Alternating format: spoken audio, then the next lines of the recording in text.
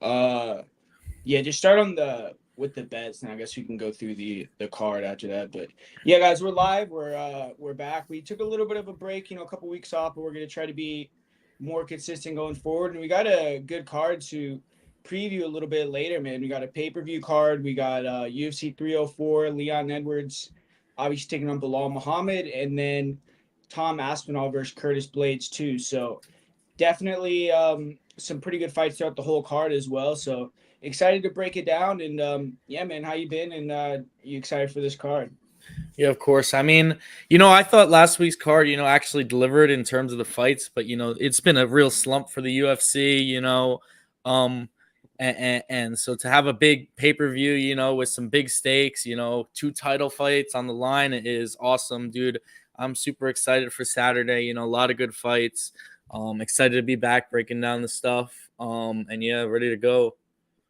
Yeah, yes, sir, man. And shout out to a couple people in the chat right now. Meek, uh, MA Betting Mastermind. What's up, guys?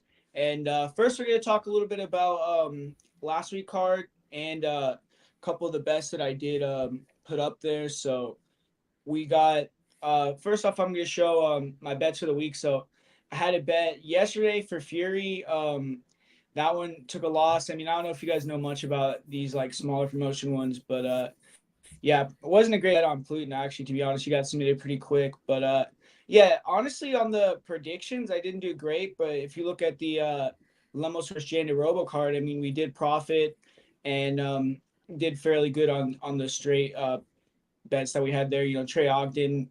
That was like a weird fight. I'm going to be curious to hear what you think about that fight when you talk about it, because it's kind of a weird fight to score, I feel like, even though it was unanimous. And then Carolina pretty much won pretty easy, and Kelleher was a bad bet, man. I mean, I don't know. I thought he maybe could have done better, but yeah, did good on Octagon on Cage Warriors as well. So yeah, man, definitely go to Patreon, check out all the best I'm going to be doing for other promotions this week. And besides that, let's kind of talk about the card from last week a little bit.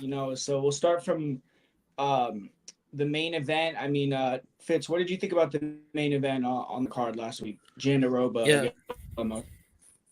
Yeah, I picked Lemos to win. Jandiroba, she has impressed me. I actually was at her last fight, when she fought Loopy, and she looked great, man. She looked so strong. But I just thought I favored Lemos, because she had that finishing power on the feet, and I thought there would be a big difference in the feet. But Jandiroba, nullified it and got her out of there. I knew, anytime it got to the ground, it would be pretty scary. But I guess Jandiroba is next in line for a title shot. What? I mean, I think she pretty much deserves it. She's on a solid win streak. And there's really not much, especially not much new. I mean, I'd say she's more deserving than Tatiana Suarez, which I know is the other shout. But I'd probably rather see Tatiana Suarez because she's a little bit more exciting. Even though they're both grapplers, and I think her versus Whaley is probably the best fight in the division. But in terms of who deserves it, it's been who's been in their fight and getting W's. And that's Jandiroba. Yeah, honestly, I think they should do that fight though. I think that would be cool to do Tatiana versus Jandiroba, because Yeah. I feel like Virna, to us, like, we all know who she is, and she obviously deserves it. But it's like she doesn't. That was her first main event that she had, and I don't feel like she has like a big enough name unless they put her as like, I don't know, on like a huge pay per view where there's like 3 title fights or something. Maybe they'll put her on there. But I feel like if they give her Suarez in like a main event, that would be a pretty big fight. It would get some buzz, and the winner of that, I think, would be like a clear number one contender. But I get what you're saying too, because Jandiroba definitely, like, if you're looking at it like merit wise, she earned it a lot more than Tatiana, just because Tatiana hasn't fought that often. But Tatiana is undefeated, and I think, like, if she was fighting Whaley or Virna, she probably would be the favorite. So I think that's definitely like a big factor, and if she gets the shot.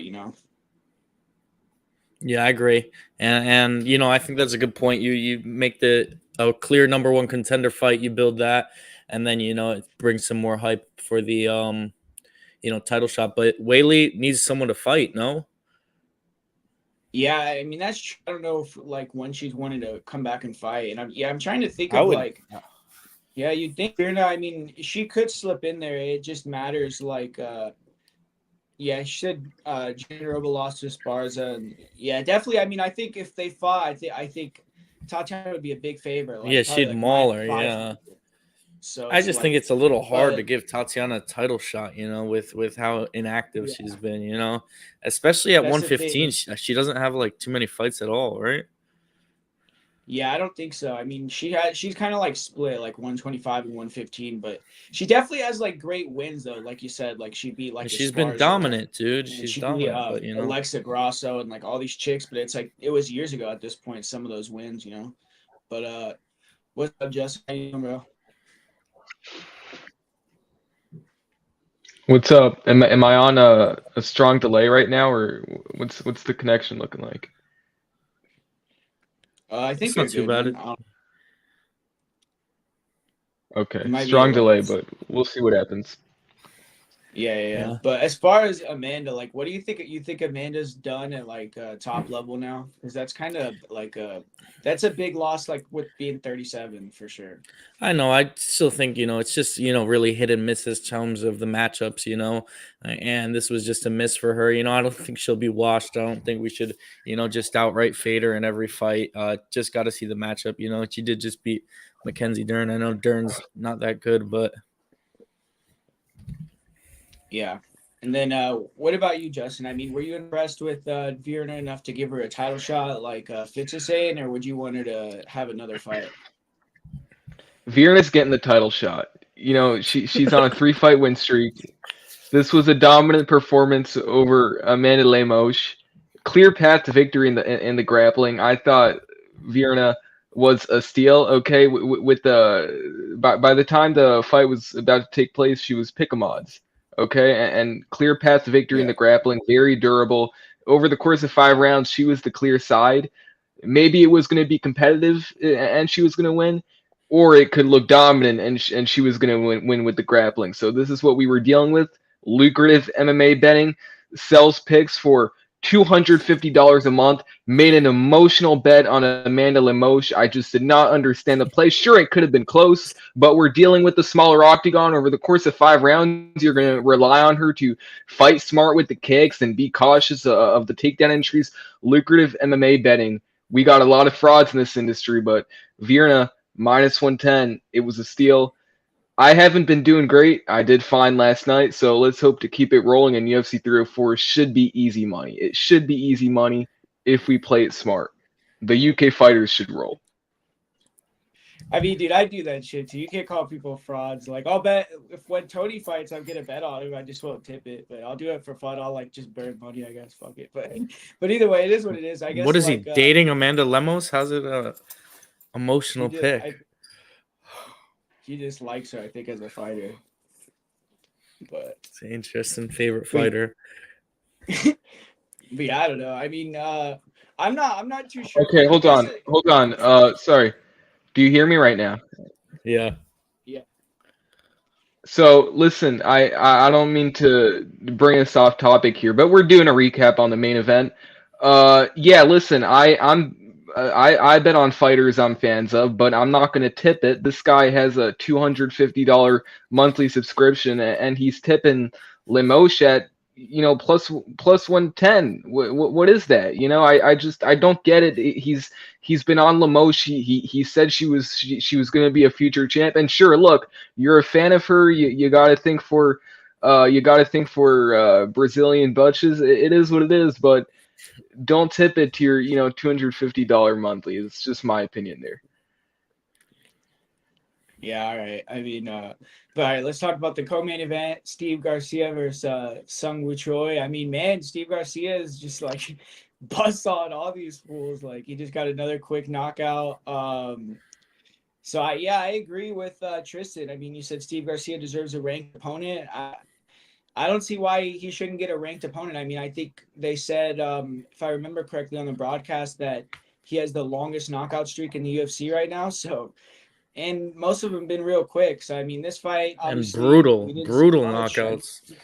Yeah, 1 minute and 36 seconds. But yeah, I don't know how far he can go, but he definitely is I think earned a spot or a fight against someone in the rankings. So I think that's what's next for Garcia. And for Choi, I mean, I don't know. I mean, maybe they'll give him another fight or two, but it seems like his chin is kind of gone, man. And I know Garcia's been knocking these other guys out, but Choi he got dropped bad against Aaron's, even though he survived that, and obviously he got knocked out versus Trezano, and now he got knocked out against Steve Garcia. So he's definitely been getting hurt in his fights recently. So yeah, I mean, what do you think? Do you think Garcia should get a ranked opponent next, Fitz? Yeah, definitely. Or just give him, someone with a good name, because I mean, he's the 4 wins in a row are so impressive. And I'm someone, I probably picked against him in definitely a couple of those. Maybe I don't remember too well, but I was all over him tonight. I knew the chin was gone on Sungwei Choi, and I was, Steve Garcia I thought was ass at first, but if you just watch the fights and look at what he's been doing, he destroyed Chase Hooper and he destroyed Manashot and he destroyed Sungwei Choi tonight, and I was all over Steve Garcia was a good bet. And I don't know how or fail against Frere against the top 15, but he at least deserves a shot, you know what I mean, to prove himself. Yeah. What about you, Justin? What did you think? Yeah, look, Steve Garcia pulled off the TKO. Again, I apologize about the connection. Steve Garcia got the early knockout. That was my pick. It seemed like a close fight. He was on a run. Sungwoo Choi hasn't been doing great. I know he won the fight prior, but he's not consistent. It was a close fight just because they both have volatile styles, but Steve Garcia pulled off the TKO, and I feel like that's what most people thought would happen. But obviously can't be confident in Garcia. I don't think he does well against top 15 with that style. Yeah, I'm thinking just now, like, who I'd want to. I think him versus Landwehr would be a cool fight. 'Cause I think it would be interesting. I don't know if Nate would be able to survive early, though. Honestly, I don't know. That's a dog fight. But I'm like imagining them guys like you think top 15 featherweight, it's killers, dude. You know what I mean? Yeah, that's Like, what I'm saying. what's like, Leron really gonna do to him, or even someone like Edson Barboza? It's Well, gonna be he a could. problem. I think Steve, like, Lerone is one of the Wouldn't guys know. he could.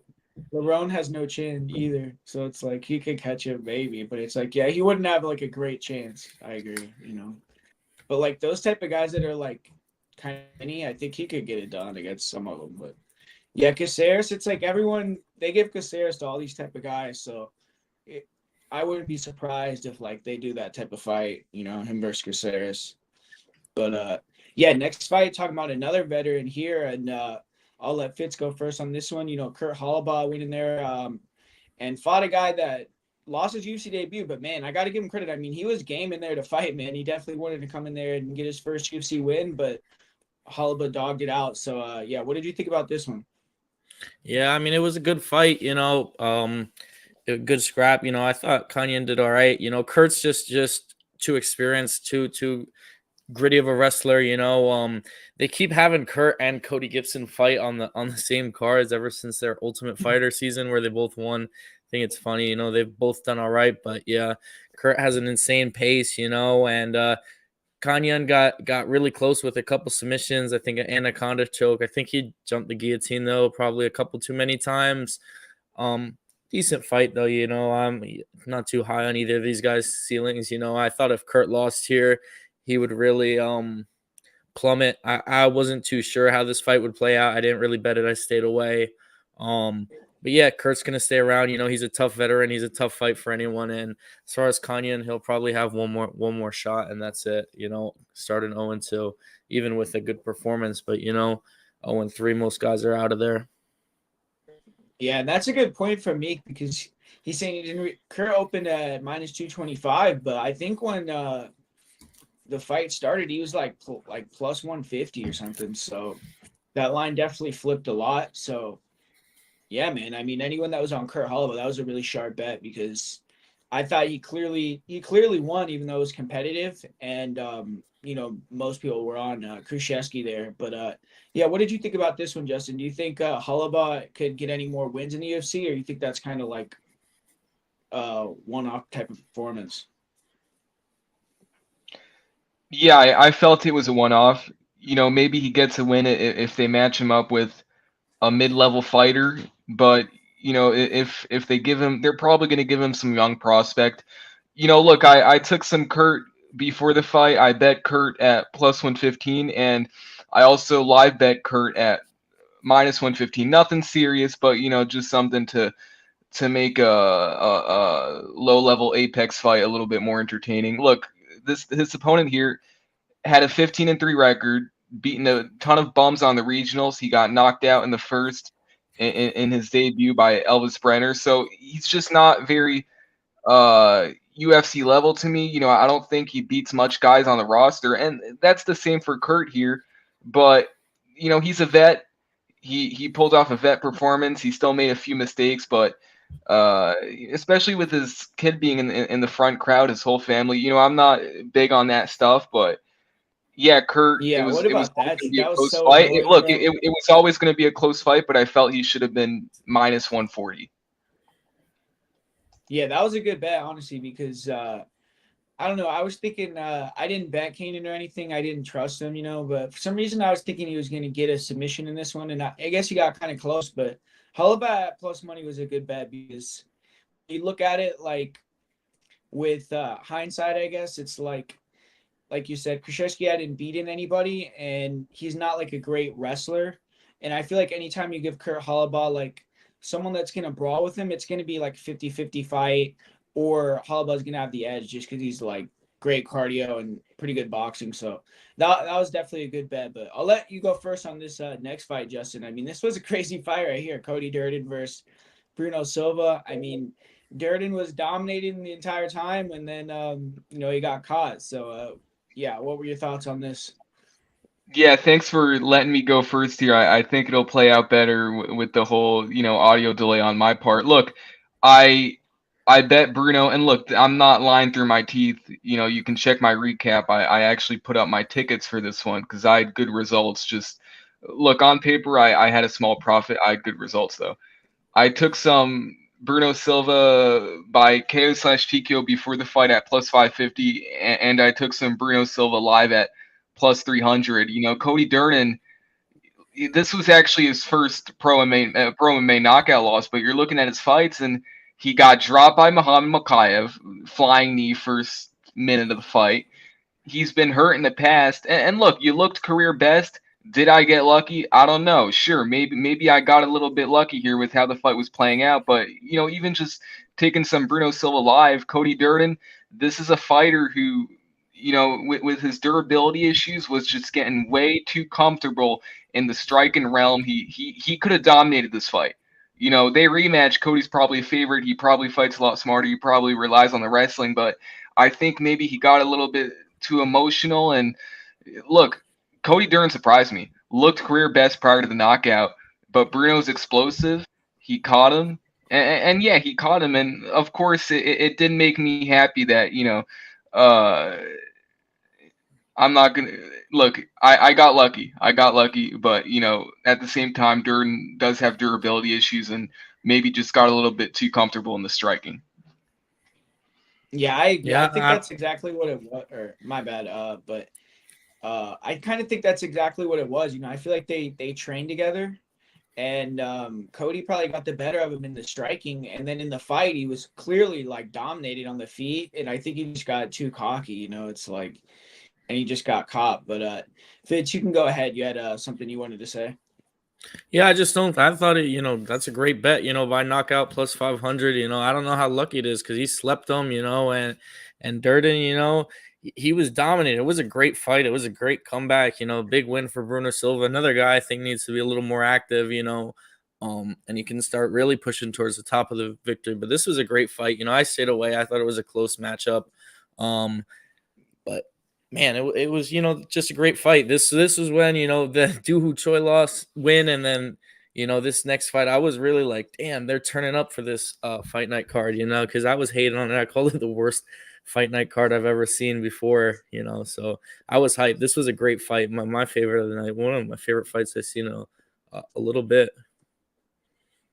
Yeah, I mean, I don't know. I do kind of think it was a little lucky, man. Only because I'll say Bruno looked like he was quitting in the fight. Like I think we could all kind of agree with that. It's like he was tired, man, and his body language was horrible. Like, and then he just caught him. Like it's like it was what it was. But Durden was like taking him down. He was out striking him. He dropped him. He was definitely. I thought like Charles Johnson. He had some tweet that he put out where he was saying like Durden is the best first round flyweight in the world, which I think is like an overstatement, but that is true. Like early in fights, man, that guy's a beast. Like he's so fast and he's like it's harder than you think, and he can wrestle really good, and his cardio is like crazy. So like when he's at his freshest, he's really good, but it's like I think it's a like a mental issue with him where it's like he gets over aggressive, overconfident, and I think it's like I don't know. He also, like you said, his durability isn't the greatest either. So it's kind of those two things. But I think Durden is like a beast. And for Silva, I mean, he got the win here, but I want to see him fight again and see how he looks like quick because he's a little older and he didn't have like the greatest performance. He got the win, but he kind of was not looking the greatest before that. So I think we need to see him like against someone a little bit higher in the rankings, and if he gets like destroyed, then we kind of know he's like not at that level, but we'll see if he can kind of like knock the rust off and then, be competitive or get the win against like a higher level guy. But Durden, man, that's a tough one because I like him and I think he's like really good, but he's had like a few losses recently now, 2 in a row. Yeah. And he just messes up, man. You know what it is? A lot of these fighters, man, they do too much. Cody Durden, he's a great fighter, but another case of just doing too much, can't be trusted in his durability. He looks good in these fights, he looks good, man, but he just does too much. If you guys understand what I'm saying there, I mean, taunting, getting comfortable in the striking. So look, Durden was looking career best, but he got too comfortable, and this was a huge setback. And I wouldn't be surprised if the UFC looks to give him a tough fight next. Yeah, we'll see. That's going to be the thing. Like, I think Durden's like one of these guys where it's like if you give him like someone outside like the top 30, he's going to like destroy him quick, and like run him over. And then you give him these higher level fights, it's like 50-50. But this next fight, I'll go first on this one because I was definitely excited about this one. Me and Justin were talking about this fight a little bit. And originally I was kind of like leaning like Choi could maybe get it done, but I don't know. He just was so inactive and not fighting. And it's like, I used to really love his style, man. Like back in the day, like not as many people were as slick on the feet, and his boxing was so good. Like, and you obviously see it now. And he's one of the hardest punchers at 145, man. Maybe even like, you could even argue he's like the heaviest puncher at 145 because anytime he lands clean on someone, it's like, he's either putting him to sleep or doing like really heavy damage. And I'm glad to see him get back in the win column, man. I still think, he's probably never going to get to top 10 or anything like that. But any fight that he's in there, if you give him a striker, I think it's going to be a great fight. And he's a knockout artist, man. He got another finish. And this was a pretty brutal finish. I mean, he kind of made Algeo quit. He didn't even knock him out. I mean, he hit him with a hard shot. And I don't know if he broke his orbital or whatever happened, but Algeo just crumbled, and that was it. And I like Bill Algeo too, his style and everything like that, but I feel like he might be not washed, but his durability used to be one of his best assets, and now he's gotten kind of hurt in his last 2 fights. I don't know how much longer Algeo has left at like a high level, but we'll see what he does next. But yeah, what did you think about this one, Fitz, in terms of the fight? Were you surprised with Choi coming back so good? Yeah, definitely. I bet Bill Algeo, I thought he would get the job done, Dooku Choi just hadn't showed me enough and hadn't fought enough. But man, the durability of Algeo is gone. He's another one who was fighting at Atlantic City. He got, that's another one, he didn't get knocked out, but it was kind of like a standing TKO, and he took a lot of damage in this fight. And I don't know what happened with this one, if it was his orbital or what, but he couldn't continue anymore. And it was just awesome though to see the Korean Superboy get the win, with the zombie in his corner. Really cool moment. It's been a long time since he got a win. I think his last win was something like 7 years ago or something. No, like that's an insane amount of time. I don't know, like you said, what his ceiling is, but just make the fun fights. You know what I mean? Put him in there, Yeah, against 2016. strikers. That's crazy, bro. Even though his 2016. grappling, looked good here, he countered Bill Algeo. He was looking good in the grappling too. So who knows? Hopefully he stays active and can have some more fun fights. Yeah, that's the thing with him. He just has to fight again soon, man. Like hopefully he can. I don't know if he'll fight again before the end of the year, but hopefully you can, get another one there. But yeah, Justin, what did you think about this one? Were you impressed with the performance? Yeah, it was an impressive performance. And look, Yo, where, what's up? bro? You sound like real far away from the mic or something. You hear me good? Am I okay? I think hold on. Let me see if I can adjust this. Hold on. Nah. Test. Is that better? Yeah, much better. Yeah. Okay. Yeah, bro, that's way better. Look, again, I'm not lying through my teeth here. You can check my recap. Obviously, do it when you get past this video. I don't want to screw Drew out of some live viewers. You don't gotta say it every time. No, I'm putting up my tickets because people have accused me of faking bets, and that's not what I do. Look, I took some. I was at listen. I was liking Algeo before the fight, just with how inactive Duho Choi is, and then I remember that Bill Algeo, he got TKO'd by Kyle Nelson in the first in his last fight. Early stoppage or not, Kyle Nelson got to him with the boxing. Bill Algeo was giving some horrible reactions. This is a guy who has been relatively hittable his entire career, for the whole karate striking and the whole hand fighting and the kicks. He's hittable. Duho Choi, he fought much better against Kyle Nelson. He probably should have won that fight.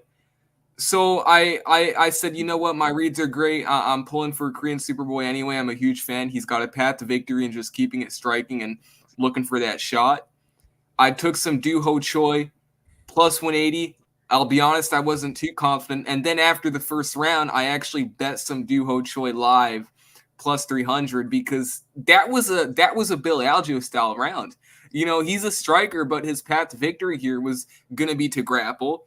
So, he starts off fast. He takes him down in the first 30 or 60 seconds. Big whoop. Duho Choi has only had, 2 fights in the past 4 years. So, he starts out slow. He gets taken down early. It was competitive in the grappling. Duho Choi made some serious improvements in his grappling here. It was close. It was a close round. It was a clear Algeo round, but it was close. And the second round is going to start striking, where we possibly see Duho Choi make some adjustments, and he did. He did a good job of keeping the fight at the center. He did a good job of keeping it striking. He did a good job of keeping the fight at the center, and he looked for that big shot. He got that big shot. He was waiting for Algeo, and great performance from Duho Choi. I took some Duho Choi plus 180 before the fight, and then I bet Duho Choi plus 300 live. He clearly lost the first round. He came out a bit slow. He was coming off another layoff here, but he made the adjustments and he got the knockout. He's got much better hands than Kyle Nelson. He's faster. He's got more power, and he got the knockout here.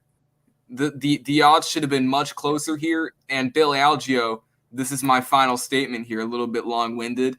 Bill Algeo is going to have a serious career drop-off. Yeah, I think, obviously this could be 2 losses in a row. It's kind of it's looking like it, but tell me what you guys think about this fight. I don't think they're going to do it. And I don't know if Choi would win, but I just think it would be a sick fight. And I don't know if he's going to come back down to 145, but Duho Choi versus Gene Silva. What do you guys think about that fight? Why are you trying to do that to Duho Choi, man? Come on. Yeah, I think Gene Silva destroys Someone's him. going to knock the fuck out of that fight. How about Emil versus Gene Silva? Yeah. Yeah, hell yeah. They could do that Emil is crazy. Super quick fight, that one. Basically just flurried on him and knocked him the fuck out. So, yeah, Emil, what do you think next? Like you said, would you really give him like a huge step up like that? Or you think you still got to give him like another like mid-tier guy? I think he's still got to build him, dude. He's still young in his career. This guy fought, was really, has really fought nobody. If you look at his record, Zhang Young Lee, Hyder Mill, I think he should build. But just, the combo was crazy, man. It's like nothing I had seen in a long time. How they were just throwing down. It was like Dan Severin or against the Japanese guy. It was crazy, man. They were just throwing bombs. They said it was like a 38 punch combination or something. Like, that's crazy. That's Yeah. like RDA against Robbie Lawler type Listen, numbers. Jiang Yang Lee really screwed in here. I put him in my DK lineup, and he scored me like 2, 3, 4 points. It was something ridiculous. I had Duho Choi in there. I had Virna in there. I had a solid lineup this week, and then Jiang Yang Lee screws me. This guy, I don't know. I don't know what that was. I mean, that's something you see. That's not something you see UFC level. So it is what it is. I don't know what to make of Jiang Yang Lee. He looked good in the Blake Builder fight. I took him at, I think, minus 130. He was a steal. But I don't know. This could be a serious hit for his confidence. Yeah, I mean, Emil just busts all the guys, so I think that's how Emil's gonna have to win in the UFC, though. Like Tristan is saying, you think he'll ever be ranked? I don't think so. I don't know. I mean, he's not that young either, isn't he? Like 35 or something. But it's not, and I don't way, think so. It's definitely not. Yeah, Hyder Emil is that's not definitely young not at going to be all. ranked. Not with that, pressure heavy, boxing hook style. It's not going to work against the top 20. Forget the top 15. It won't work against the top 20. Yeah, I don't think so. I mean, I just feel like it's like the way he wins, it's gonna have to be like that, like where you just get to kill the guy real quick. He's not that skilled, He just has great cardio and like, I mean, what do you think, Fitz? Seems like you liked him. I mean, how could you not like someone after they have a knockout like that? It was so crazy. I mean, I don't know, in terms of what his ceiling is, but give him, there's some guys that are beatable at the top 20. Like, you give him a Julian Erosa, I know there's a good chance Erosa gets him out of there.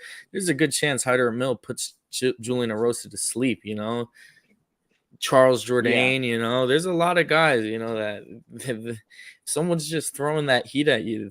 Not everyone can take the pressure, but of course, once you get to the top of the division, it's a completely different story. You got to round out your game, but he's gotta be put in some exciting fights after this performance, in my opinion. Yeah, him versus Nate Landwehr. That I would watch that. That fight would be crazy too. And anyone versus Nate Landwehr, it's like especially someone like Hyder. But yeah, anyone Justin, versus Hyder.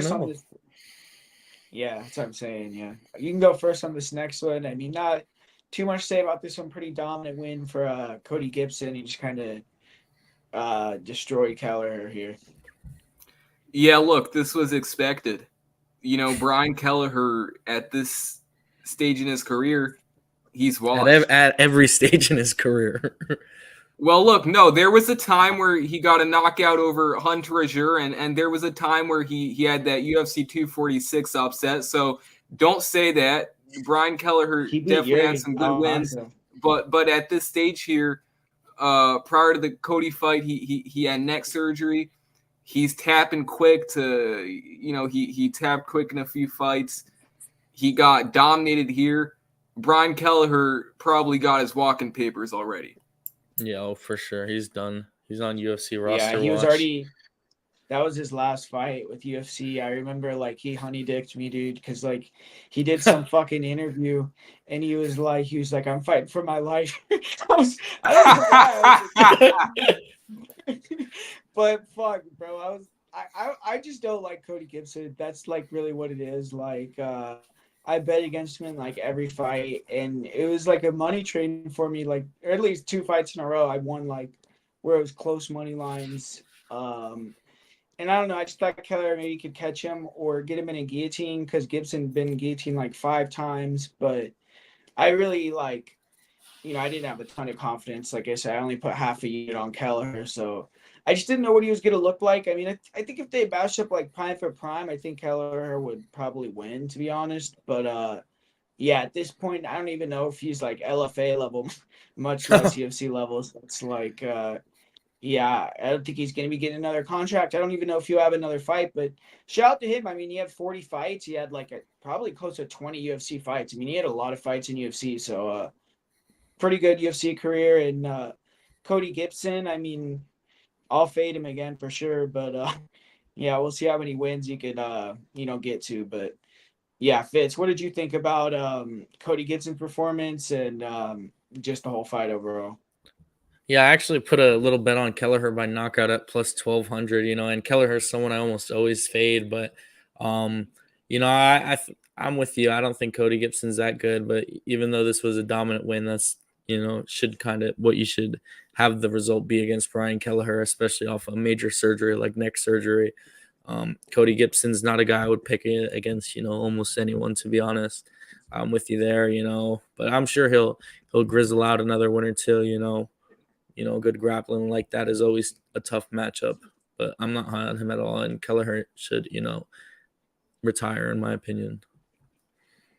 Yeah. And I mean, this next fight, kind of pretty easy fight for Maverick, really. I mean, Barbosa came in short notice, and Maverick just out-grappled her, man. I mean, it's kind of wrestling versus judo, and wrestling got the dub that night pretty easy. And there was a couple, like, Barbosa had some moments, obviously, but really Maverick pretty dominant win. I think Maverick's, definitely pretty good. I mean, I people shit on her, and I'm even one of those people that, like, when she first came to UFC, she had like a huge hype train. I think that kind of got derailed a little bit, and I wasn't like as high on her, but I think she's getting like. I want to know when you guys talk, what you guys think. Like, you think she would have beaten Tracy, but yeah, this was a good win for Barbosa. I mean, she went up here and took a chance. Fought someone that was ranked before and didn't get the win. So I don't think it's gonna hurt her too much. But yeah, Maverick, I think she should get a ranked opponent next. So yeah, what did you think about it, Justin? Bathroom break fight, boys. Moving on. Yeah, I mean, Maverick justified the highest line, but wasn't a great performance. But I think her versus Cortez is a good fight, and I think I'd favor Maverick. I like that she's training with Rose. I think they said on the broadcast, they also were talking about her coach. Apparently, her coach, I'm not too familiar. I don't remember the name, but only coaches her and Drew Dober. So that's cool to have that real close personal connection. And yeah, I think she deserves another, she already got her shot at some of the top of the division, but she deserves a second go around to get a push up the rankings. Yeah, and I'll talk about the next fight because I had a bet on this one. Bet on Trey Ogden here, and man, I was kind of sweating the decision. I mean, I felt like Ogden was going to win. I was like kind of confident, but the end of the fight made it kind of sketchy. He fought to finish. Dude, for the first time in his career, he actually fought to finish. Ogden, you're saying? Yeah, I took some Ogden decision. Carry on. Yeah, he was going for the submissions for sure, and I bet on him to win by submission at plus 800. I actually think that was a good bet. I mean, he got pretty close and went for a lot of subs, but yeah, what I'm saying is, like, at the end when he got reversed and like he was getting like hit with some big ground and pound, I thought it made that round like kind of close. And then the second round, it was like he was getting rocked, and then he got the takedown and kind of rode out the round. So second and third, I thought were close. First, obviously, he completely dominated, and yeah, I think that's kind of this is gonna be the run for Ogden. I mean, I don't know if he's gonna get another win on this win streak if they give him like a higher level opponent. I feel like he's kind of tapped out. He's one of these guys where it's like he has good fight IQ, but he's limited. It's like if he can't keep the distance and fight pretty with the jab, or he can't get the takedown and kind of smother you, then he's probably not going to do very good. So I feel like Ogden has a ceiling, but he's pretty good. And for Zaboff, I mean, I don't know how much longer he's going to stay in the UFC. I'm sure he has a pretty good contract because he was with PFL and he got paid over there. So I don't know. I mean, he hasn't had like a great run in his UFC career. So yeah, Justin, since you played Ogden as well, I mean, did the fight kind of play out how you thought? Me personally, I kind of thought it was going to be him at range a little bit more than it was, but he dominated with the takedowns pretty easy. Yeah, look, I was not super confident in this bet. I took some Ogden decision because my big bet on Luana Carolina cashed. So I took some Ogden decision because he was the side. He was the side. He's not he's not going to make it to the top 15. He's not. But because of that, he's fighting these lower ranked fighters like Loic. He's in the UFC, but he is a lower ranked fighter in terms of being in the UFC, and he's got good fight IQ. You did a good recap there. He's got good fight IQ. There was a chance he could get knocked out, right? There was a chance he could get backed up and he could zig when he should have zagged, and he could have maybe succumbed to a wide right or a wide left hook. That was always a worry. But good fight IQ. He got some key takedowns. I'm actually going to disagree with you there that this fight could have gone either way in terms of the decision. It was a close fight, but it was a close fight, definitely, but it was a clear fight to score. The judges love the visuals of second half of the round. He's getting a takedown. He's smothering him. Submissions are coming close. So I just felt that with Ogden dominating the second half of the second round, he was gonna win. It was clear. Ogden 1 and 2 clear, and Loic had me worried in the final minute there, but Ogden fought smart and he escaped with a close decision. That's usually how he wins. I don't know that he continues this success just with how the UFC market machine is. He probably gets slept early in his next fight. I'll have to look at the matchup when his next fight gets announced, but took some Ogden decision here. Yeah, I know he called out Chase Hooper. I mean, I feel like Cooper probably would win that one, but yeah, Fitz, what do you think about that call Hooper out? would work Just him. The whole fight. Yeah, that's a good I fight, kinda actually. agree. I'm surprised you guys think that. I think Ogden could give Hooper a tough fight. Ogden, definitely the more experience, No, older. Hooper's improving on a fight-to-fight basis immensely. Hooper And would Trey dominate Ogden him. isn't. I mean, Did Trey you bet Ogden. Slava Claus? You probably thought Slava Claus would get to Hooper with the boxing. I was sure, yeah. Yeah, I'm sure, and Hooper would work him. Just my opinion here, but move on. Yeah, I think Trey Ogden clearly won the fight because he got so close to the submission in the second round. Had he just laid on top of him, I get the argument for Loic, but he almost got him out of there with the arm triangle, and that was in the second round. And then, Yeah. I don't know how one judge gave the third round to Trey. In my opinion, Loic did all the damage at the end with the flurry. You got to give him that round, but whatever is what it is. Didn't matter in the grand scheme of things. Next fight, I think all three of us were on Luana Carolina, was my most confident play of the night. I think you guys both said you bet it, so that was easy money, dude. I thought the line was a steal and pretty easy Yeah, fight, I mean, too. what did you think about that one since you brought it up? I just thought it was easy. I thought, she was so much of the more experienced. It wasn't a great fight by any imagination, but Lucy Pudilova is just not a good fighter. And Luana, her kicking game, it's tough to deal with. I don't think she's too good either, but it was an easy play here. Yeah, I mean, I agree. I kind of thought Carolina, she was the play of the week I gave on the channel, and fight kind of played out. I thought, Pudilova, she's not like an explosive wrestler, like that's going to shoot on the legs. And to me, that's what you need to beat Carolina. It's like all these girls are clinching her, and her clinch game is good. I mean, you got to give her credit. Like, she's hard to take down in the clinch, and she could reverse and control the clinch well. And at range, I mean, she's annoying to fight with all the kicks and shit. So it's like, I thought Pudilova had a small path to victory. I mean, just like pressure and clipping her, but I didn't think she was going to be able to close the gap like that. So Carolina kind of did what I thought. And, she even had a broken foot, she was saying. So probably made the fight a little bit closer than it should have been. But pretty good win for her there. And Justin, what did you think since you had a bet on it too? Yeah, I had 4 units on Luana Carolina at minus 115. In terms of what I put out there, this was one of my 2 plays. I made a lot of money in terms of just live betting and all that, but in terms of what I put out there, bets to recommend, Luana was one of 2. I'm going to disagree with you heavily there, Fitz. You said that Lucy Pudilova was the more, or sorry, you said that Luana had the experience advantage. She does not have the experience advantage. Lucy, this is actually her second stint in the UFC.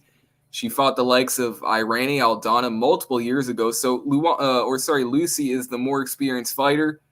That was just a factually wrong statement there. But this was a case of Luana Carolina momentum, 4-0 at the Apex. I'm big on that. Something about that sparring atmosphere, something about, smaller octagon, no crowd. She does well in that atmosphere.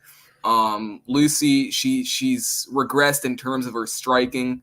I felt she could have won this fight if she was just totally on the gas, but Luana was just stifling her, man. I mean, Luana was skills above in all areas of the fight. And I actually found Luana's game plan on ShareDog. I found some sort of ShareDog post, and she said something along the lines of, we're expecting her to strike, but we're also expecting her to wrestle. We're expecting her to be heavy with the forward pressure. Luana fought a great game plan here. And Guru, you said something about the broken foot. I didn't know she had a broken foot there. So, yeah, great call. And I'm actually going to say I taped this fight. I said Luana should be minus 200 here. She should be minus 200. And then I watched Guru's breakdown, and this was Guru's play of the week. He broke down this fight. He delivered a very good breakdown for this fight. So we all cashed on Luana. She was a clear minus 115 bet. I think that Brandon Olivas had a Lucy money line, so that's a bit unfortunate, but I'm happy that Luana won here. Yeah, she said it after the fight that she had a broken foot or something like that. So, but yeah, first fight of the night. Originally, I honestly thought I was gonna bet Usman. Like, I was thinking, like, I don't know why. Like, before I looked into Peterson, I was like, dude, this guy striking is like horrendous. Like, I just had that in my head, but ended up just laying off the fight, and I'm glad I did because it was just a fucking horrible fight. I mean, I feel like Usman could have knocked him out, man. I really do. Like, I feel like if he really pulled the trigger, he probably, maybe something could have happened, but he was scared to get hit the whole fight. Look, his footwork was horrific, and it was like Peterson just walked him down and did a little bit more. He was hurting him. I guess Peterson, I guess, looked okay, but yeah, really bad fight. Deserved being the first fight of the night. So, like I said on my video, I mean, usually they put these as like the first fight on the main card, so they put it in the right spot for this one. But yeah, Usman, man, I don't know if why is he in the UFC? Are you going to give him another fight? Like, I feel like that could be, done for Usman there. But yeah, Fitz, what did you think about this when you were laughing at Usman right away at the start? Because it was one of the worst performances ever, man. Usman looked terrible. I mean, you say, why is he in the UFC? Same reason, Bronny James is in the NBA, Yeah. Totally agree, man. Exists. Peterson's, pretty terrible too, in my opinion. He got the job done here. But fighter, though, you got to give him that. Like, he actually got it somehow. I don't know. He won somehow. He did it. But my bad. Yeah, both these guys, low level heavyweight fights. No way to kick an Apex card off like that one. That's peak Apex right there. Yeah, I mean, for even Thomas Peterson, like, how many? I don't think I guess he could beat some heavyweights, but fuck, man. I mean, just horrible fight. I mean, what did you think? Listen, man, this was a stinker bet from myself here. I made a rookie mistake. I don't know why I did this. Thankfully, I only had 25 wagered on it, but get ready, boys. I parlayed Mo Usman with Cody Gibson for some reason. Mo Usman looked terrible. Fitz, you said that he's only here because of his brother. Yeah, he's, look, I think he's actually 3-2 in the UFC, funny enough, but I hope he gets his walking papers, man. I really do. And you know what? The crazy thing is he might get re-signed, because he has a winning record and Usman is his older brother. So we actually might see him get re-signed, but he's a terrible fighter. And this is not some sort of, you don't have work ethic. He trains he trains full time at Killcliff. He's getting good work in with solid training partners, but he's just a terrible fighter. He sucks. He's not skilled. He doesn't have heart. I mean, the way he's reacting to some of these shots, it just I don't get it. How can you be so big, but you're scared to take a jab? Mo Usman's terrible, and I hope he gets cut. Well, Mo, I feel like you know what it is. He's like one of these guys. I think he likes being big, like jacked up and shit. Like he shouldn't be a heavyweight. You know, he's fucking ripped and he's only like 230. It's like, dude, like you could lose some of that muscle. Like it's fucking not helping you in the fight. Yeah, I mean, look He's at so Zach, robotic. dude. He was getting outworked by easily.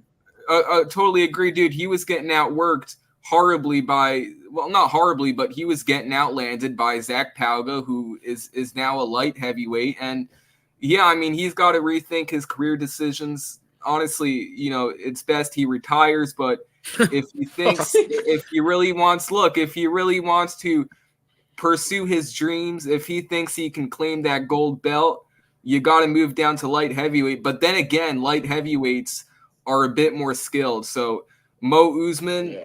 I don't know. He's just not talented. He should quit. Yeah, I mean, fuck. I mean, what about Thomas Peterson? What do you think about him? You know, I put it blunt there. I put it blunt, but it's just the truth, right? Mm-hmm. Yeah, I don't know if he should quit because a lot of heavyweights fucking suck. So he's right in the mix. You know, he fits in with all the rules, but yeah, he's not a good fighter. But Thomas Peterson, you know, I put him to fight someone ranked Dex just because I think it'd be funny. But yeah, I don't know why. I just like I want to see him get knocked out. I don't know. But yeah, what about this next card we're talking about? UFC 304. You know, let's start from the main event on this one because I think it's a kind of an intriguing main event. It's one where it's like I mean, I don't know. Tell me what you guys think about it. I kind of feel like it could seem like it's a easy, you know, main event to pick just because we already saw the fight. And, you know, I feel like a lot of people are thinking that it'll be a pretty easy win for Leon. But I don't know. I mean, I'm kind of getting a weird vibe. You know, I feel like Bilal, he's coming in with, like, extreme motivation for this fight. You could tell, like, no one thought he was going to get the title shot. He had to, you know, wait so long for it. And, you know, I think he's going to be really ready to go. It's going to be, like, a tough fight from him. And Leon, you know, if he's overlooking, continue. What? But yeah, I said wishful thinking. I'll give a breakdown on this fight when you get to me. Sorry. Yeah, I got you. But yeah, like I feel like if Leon's like overlooking him a little bit, because it does seem kind of like Leon's like, I don't think he thinks it's going to be a hard fight. Like they already fought once, and Leon was dominating.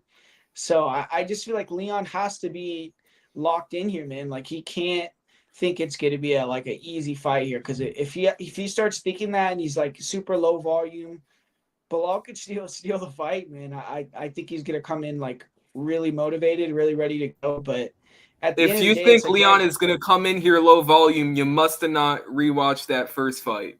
But we'll see. Yeah, but I'm saying I get what you're saying, but it's like, dude, Leon's gonna dominate him. How seriously is he taking? Leon Edwards is gonna dominate. I mean, it's a world title fight in his home country's main. What do you mean he's not gonna be taking it seriously? Come on. Yeah, come on, dude. This is why you lost money on Brian Kelleher. This is why you lost money on Brian Kelleher. No, but I'm not talking about his preparation. Like I know he's gonna be in great shape and shit. But I'm talking about, what does he think about Bilal? Does he think like it's going to be an easy I'll give fight? my thoughts. Like, I'll give my thoughts. Round Here we go. And it's a hard fight. You think he's going to be like shocked about that? Because if he is, then he could lose the belt for sure. Like, because I feel like he's thinking like Bilal's easy work. Yeah. So, listen, Bilal Muhammad is a good fighter, right? He's a good fighter. I bet him at plus odds against Luque in the rematch. He fought great.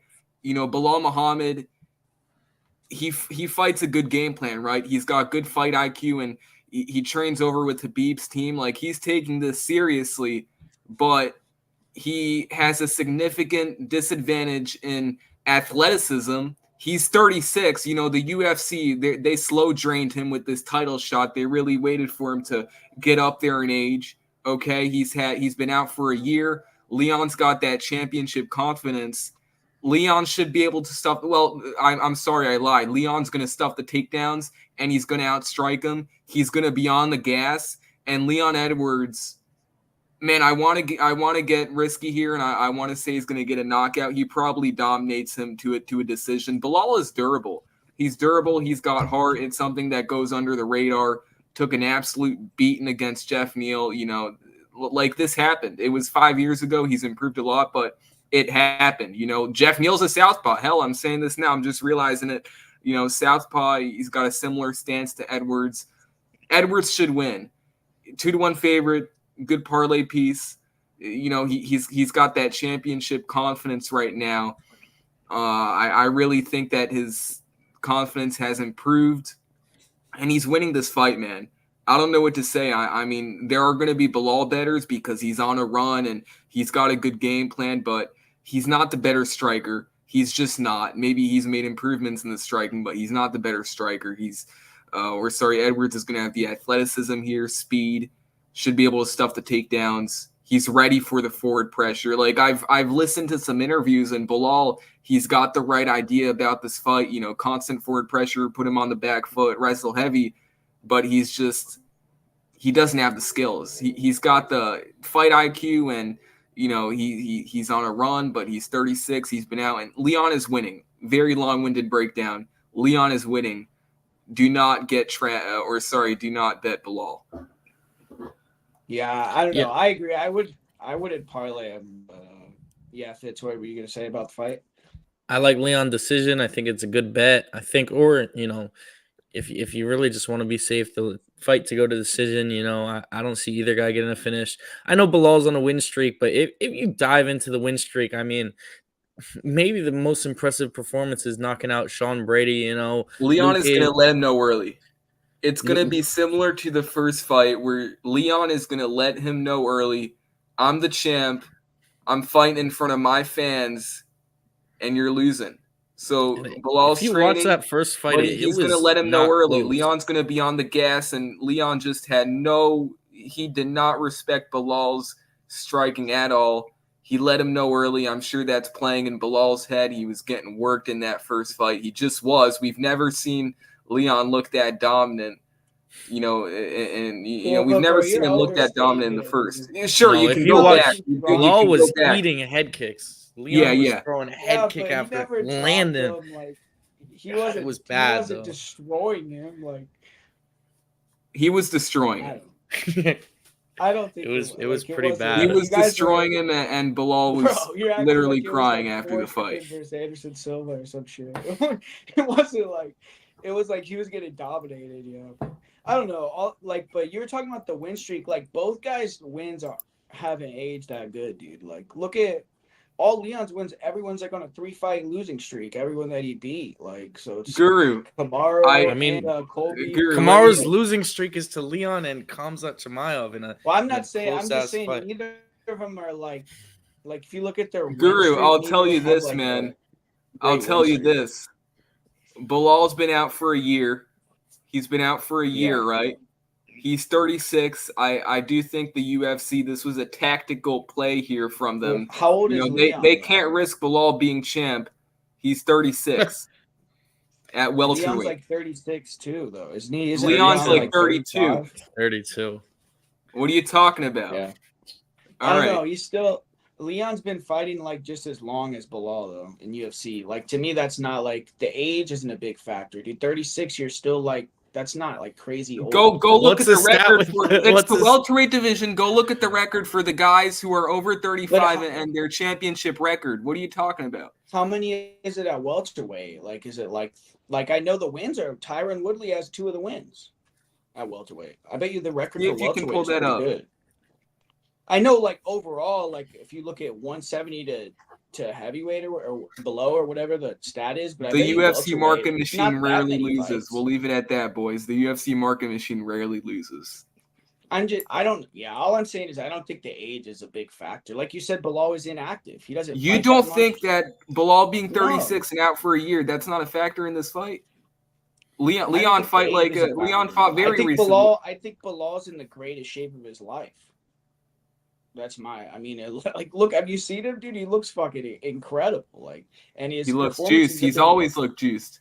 He's always been in good shape. Not in the beginning of his career when he was like, when you talk about him versus Jeff Neal, look at him when he fought Jeff and look at him now. It's like a different fucking person, dude. He looks like. And you don't think that Leon Edwards' physique is better? Well, now we're getting Not weird. like We're getting not weird like here. So no. let's I just- think he looks pretty similar. Like he's always. I don't think Leon's on PEDs. no, I he's think not. Bilal He's got good is. genetics. Yeah, Leon. I think always looks pretty. Always looks. I'm just saying, Bilal definitely like the last 4 years. Like you're talking about the age, he's looked better than ever. Like you can't. Bilal say, is you think definitely you losing. think he looks do old? not get talked into a Bilal bet here. Not at London, okay? Against Leon's championship. I wouldn't let level Bilal opponent. either. I'm just saying the line, dude. He shouldn't be that big of a favorite, dude. Against it, and he doesn't put enough output. Like, Listen, we to talked about differentiate this himself. fight off air. We talked about it off air. You told me Leon should win. I don't get why you're trying to make a strong I case think- for Bilal. I think Leon should win. I do. I'm not saying Okay. I'm just saying I have a weird feeling like if Leon's overlooking him, that Bilal could win. You But- had a weird feeling that Brian Kelleher was going to go out there and dominate. bro. I mean, we've had better. What about you? Fucking put your channel on Pavlovich, dude. I mean, come on, bro. Like you can't like say anything all day. I'm having but- fun. I'm having fun. But Let's go. I'm not gonna bet Bilal more than likely. I mean, maybe if I'm like killing it, maybe I'll put some money on him or whatever. But I don't know. I just feel like dude, Leon versus Colby, that fight fucking sucked. Like you think Leon looked good in that fight?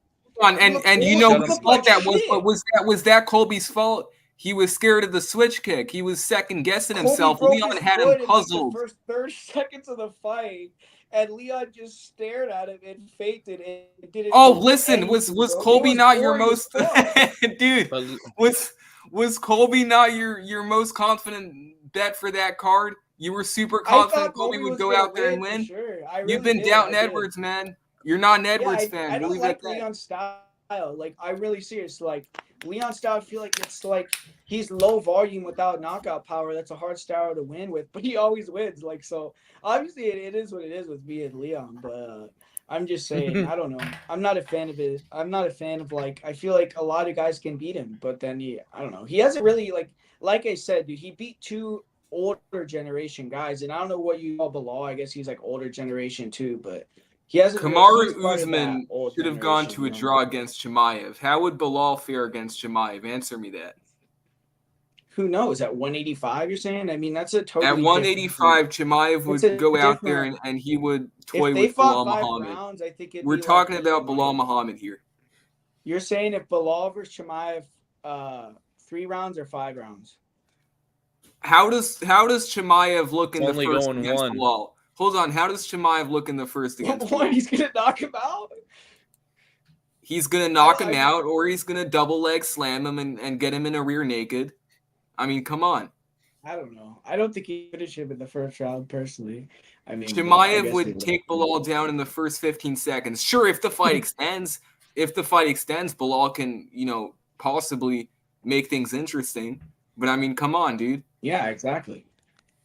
I don't know. I don't think that's to me. That would be the line wouldn't be that wide. Maybe Leon's like, minus maybe, like, 250 for a 250. reason here.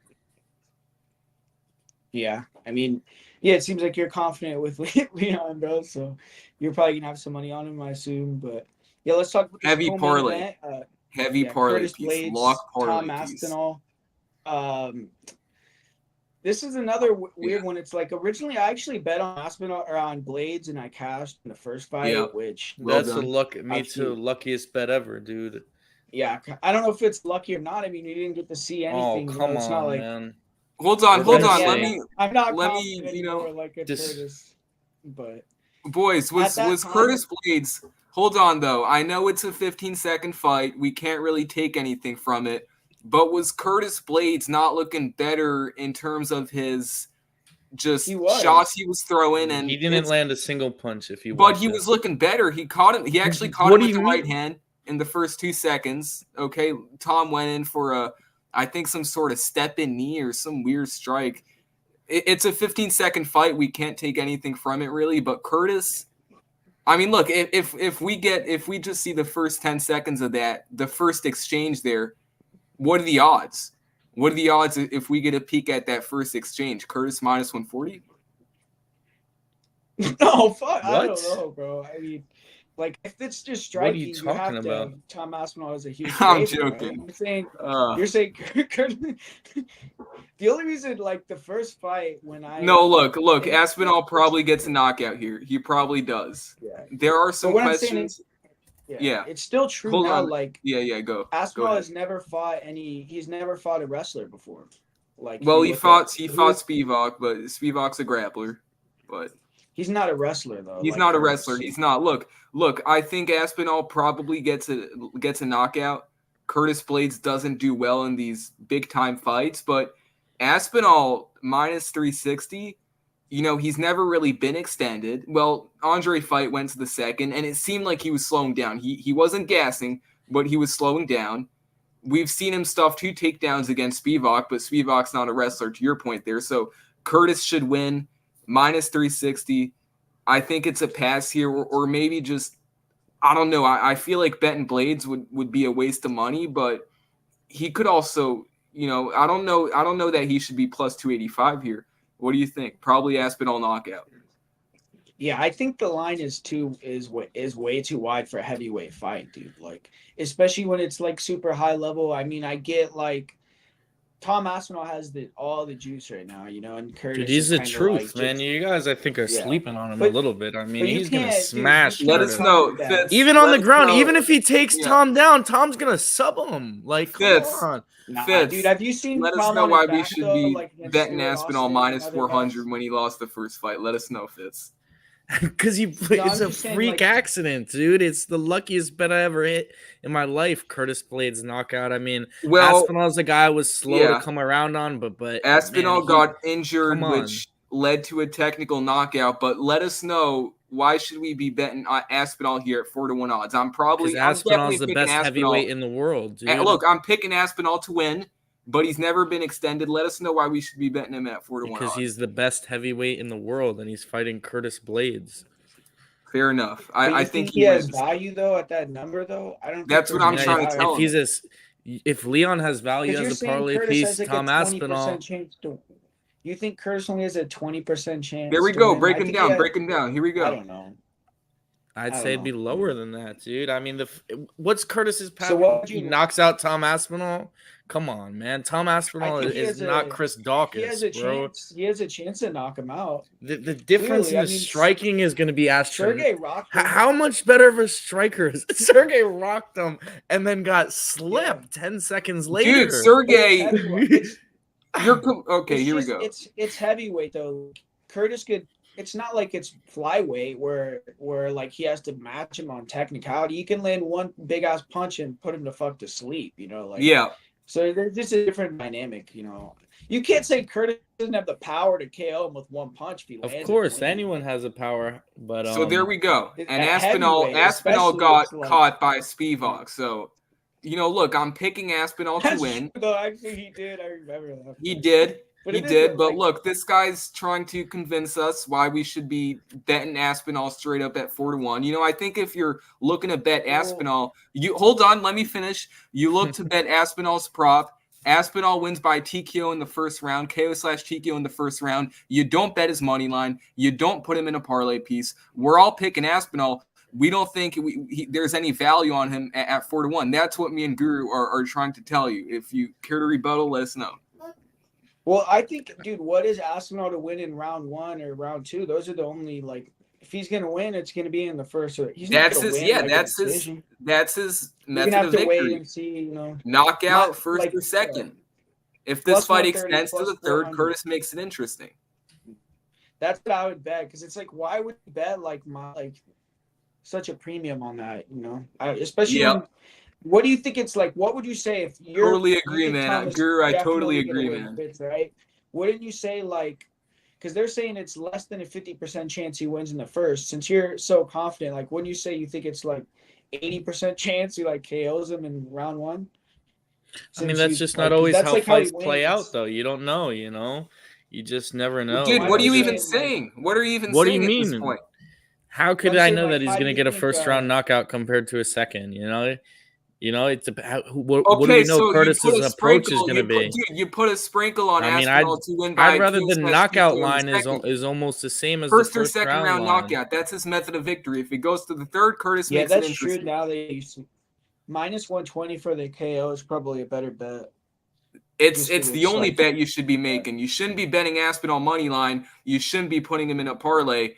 And Aspinall by submission, dude. Fitz, you said Aspinall could submit him. I mean, what are we talking about here? Do you know how good Aspinall is on the ground? Yes, he's Volkov dude. If he's fight gets to the mat, he's fighting off his back.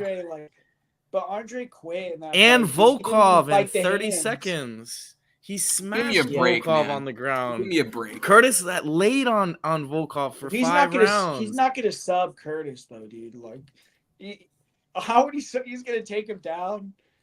Guillotine. I'd be sick. Like, if he takes down Curtis and subs him, man, I think you guys are saying, what does Aspinall look on his back? What does Curtis look like off his back? Well, we saw him round 1. He was on his back versus Almeida the whole round, but he didn't do shit. Didn't look good. But he didn't get close to getting subbed though. And Tom Aspinall is not Almeida, dude. Not even a little bit. Sick, dude. They both have sick grappling though. You think Almeida has way more subs than Tom, bro?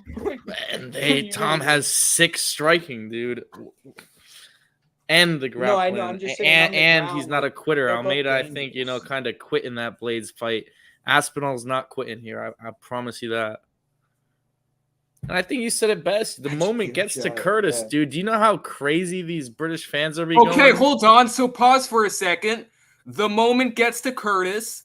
Okay, in all of his big-time fights, he gets knocked out in the first here. So in all of his big-time fights, he gets knocked out in the first. Francis Ngannou caught him 45 seconds in. Derek Lewis caught him early second round. So, Aspinall, you look for Aspinall to win in the first by knockout. You look for Aspinall to win in the second by knockout. If this fight gets to the third, it's a fight Curtis hasn't choked in, and he probably makes it interesting. Aspinall has never been extended except defeat here in this debate.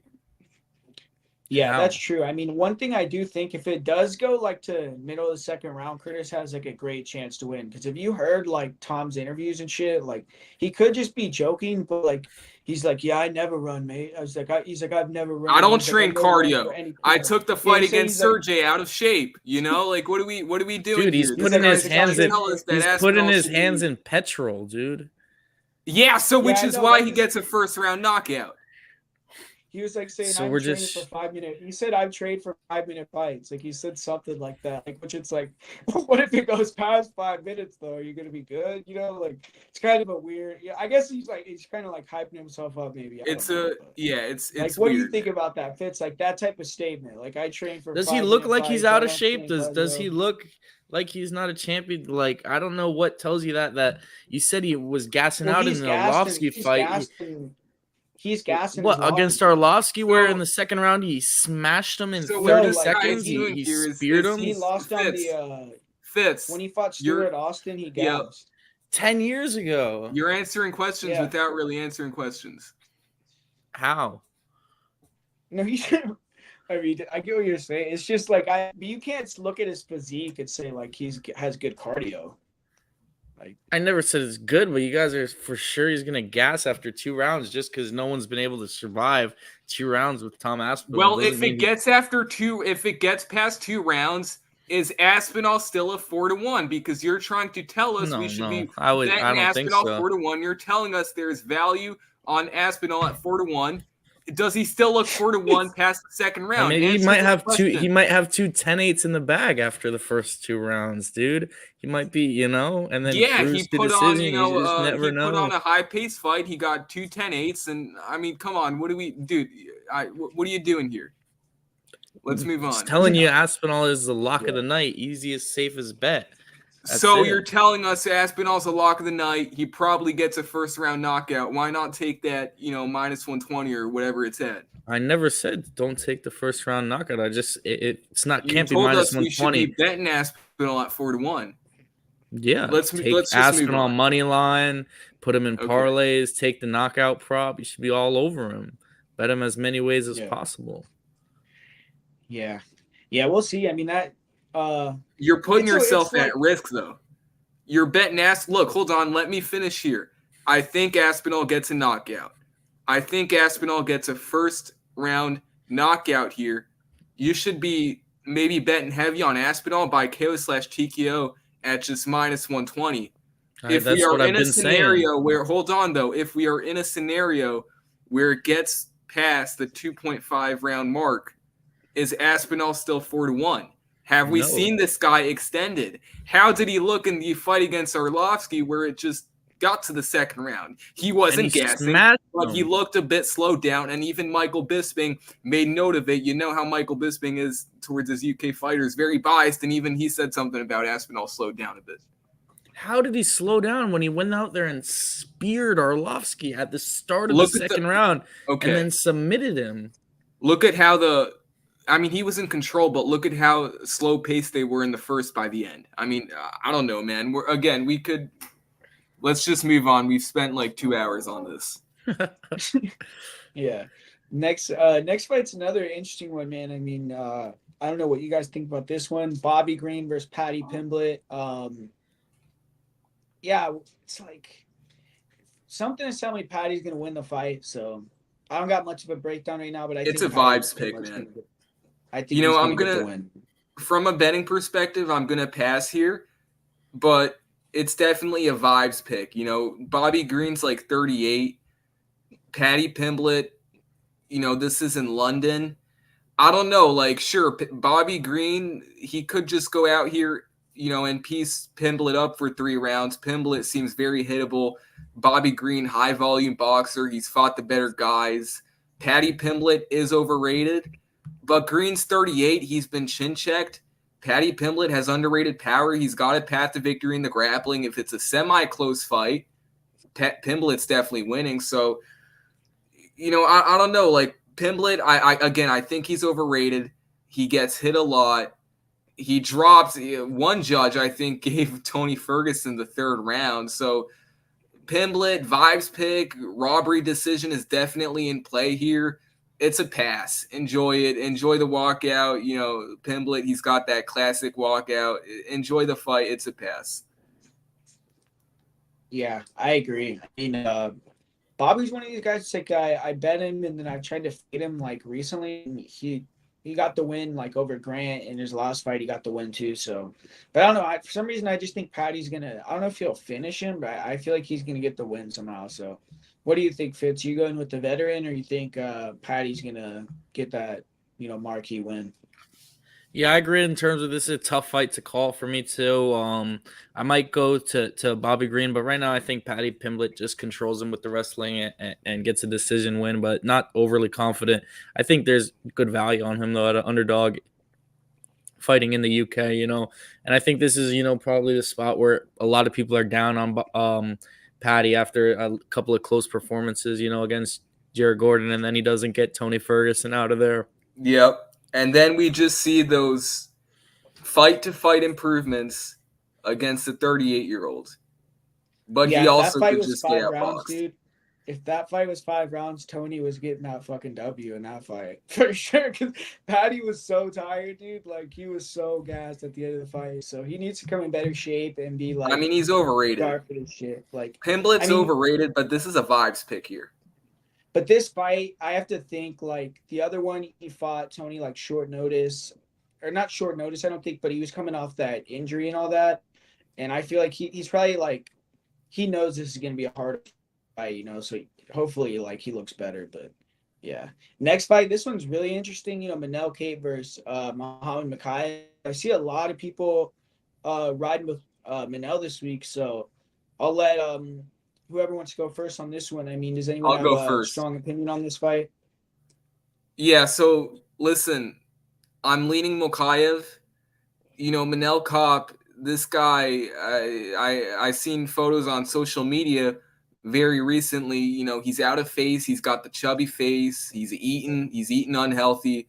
Obviously, this guy has missed weight a few times. Like, who knows? It wouldn't be surprising if we get, Manel Kape pulling out this week due to whatever. Makav, good grappler, right? Good takedown entries. Manel Kopp, his takedown defense isn't horrible, but he's been taken down a few times. With this fight here, I kind of just lean towards the younger fighter. I think Mokaev at this point in his career wants championship aspirations more. I know that Manel Kopp definitely wants to be champ, but screwing up against Mateus Nicolau like that was a clear fight where a good stylistic matchup, you get a knockout here, you're fighting for the championship, and he blew it. So it tells me something about his championship aspirations. Mokaev, we can say that, hey, he didn't look impressive against Tim Elliott. He didn't look impressive against even Malcolm Gordon. But I go back to the fact, 23 years old, improving vastly on a fight-to-fight basis, stronger championship aspirations, clear striker versus grappler matchup. Mokaev, maybe he gets takedowns, he gets the minutes. We're looking at another fight here where a robbery is in play. Okay, a robbery is in play here with Mokaev being from the UK. I may have just talked myself into Mokaev money line. Yeah, I mean, I'm looking at it. I mean, I definitely, even if you look at Makaev's last fight too with Perez, that was another, like, some people thought Perez won that fight. So Makaev has had these wins, but I get why the UFC hasn't given him the title shot, just because, like, his performances, he hasn't been, like, dominating these fights. But yeah, what do you think, Fitz? I mean, do you think he gets, like, a signature win? You think he get a dominant win over Cape, or you think Manel could get the upset? Yeah, I'm on Makaev. I don't know if it'll be dominant. I'm not super confident, but I think Justin made a lot of good points with him being the younger fighter. This is a pretty quick turnaround, too, after the Perez fight. He's hungry, and I think he really wants that title fight. He was calling for it after his last fight, didn't get it. And I think just even on the feet, this is going to be closer. I think Makaev could have some success on the feet, and especially when he starts mixing up the takedowns and have Cape thinking about the wrestling.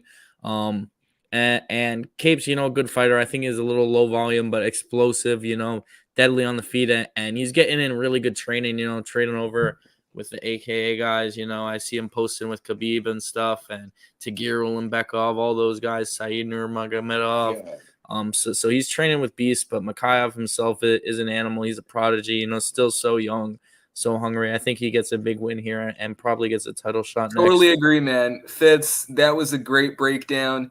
Totally agree. If we can get Guru to back Mokaev here, I mean, we're three sharps here. We're telling you guys that Mokaev wins. You're getting short-priced favorite odds. Take that for what you will, but then again, go with your gut.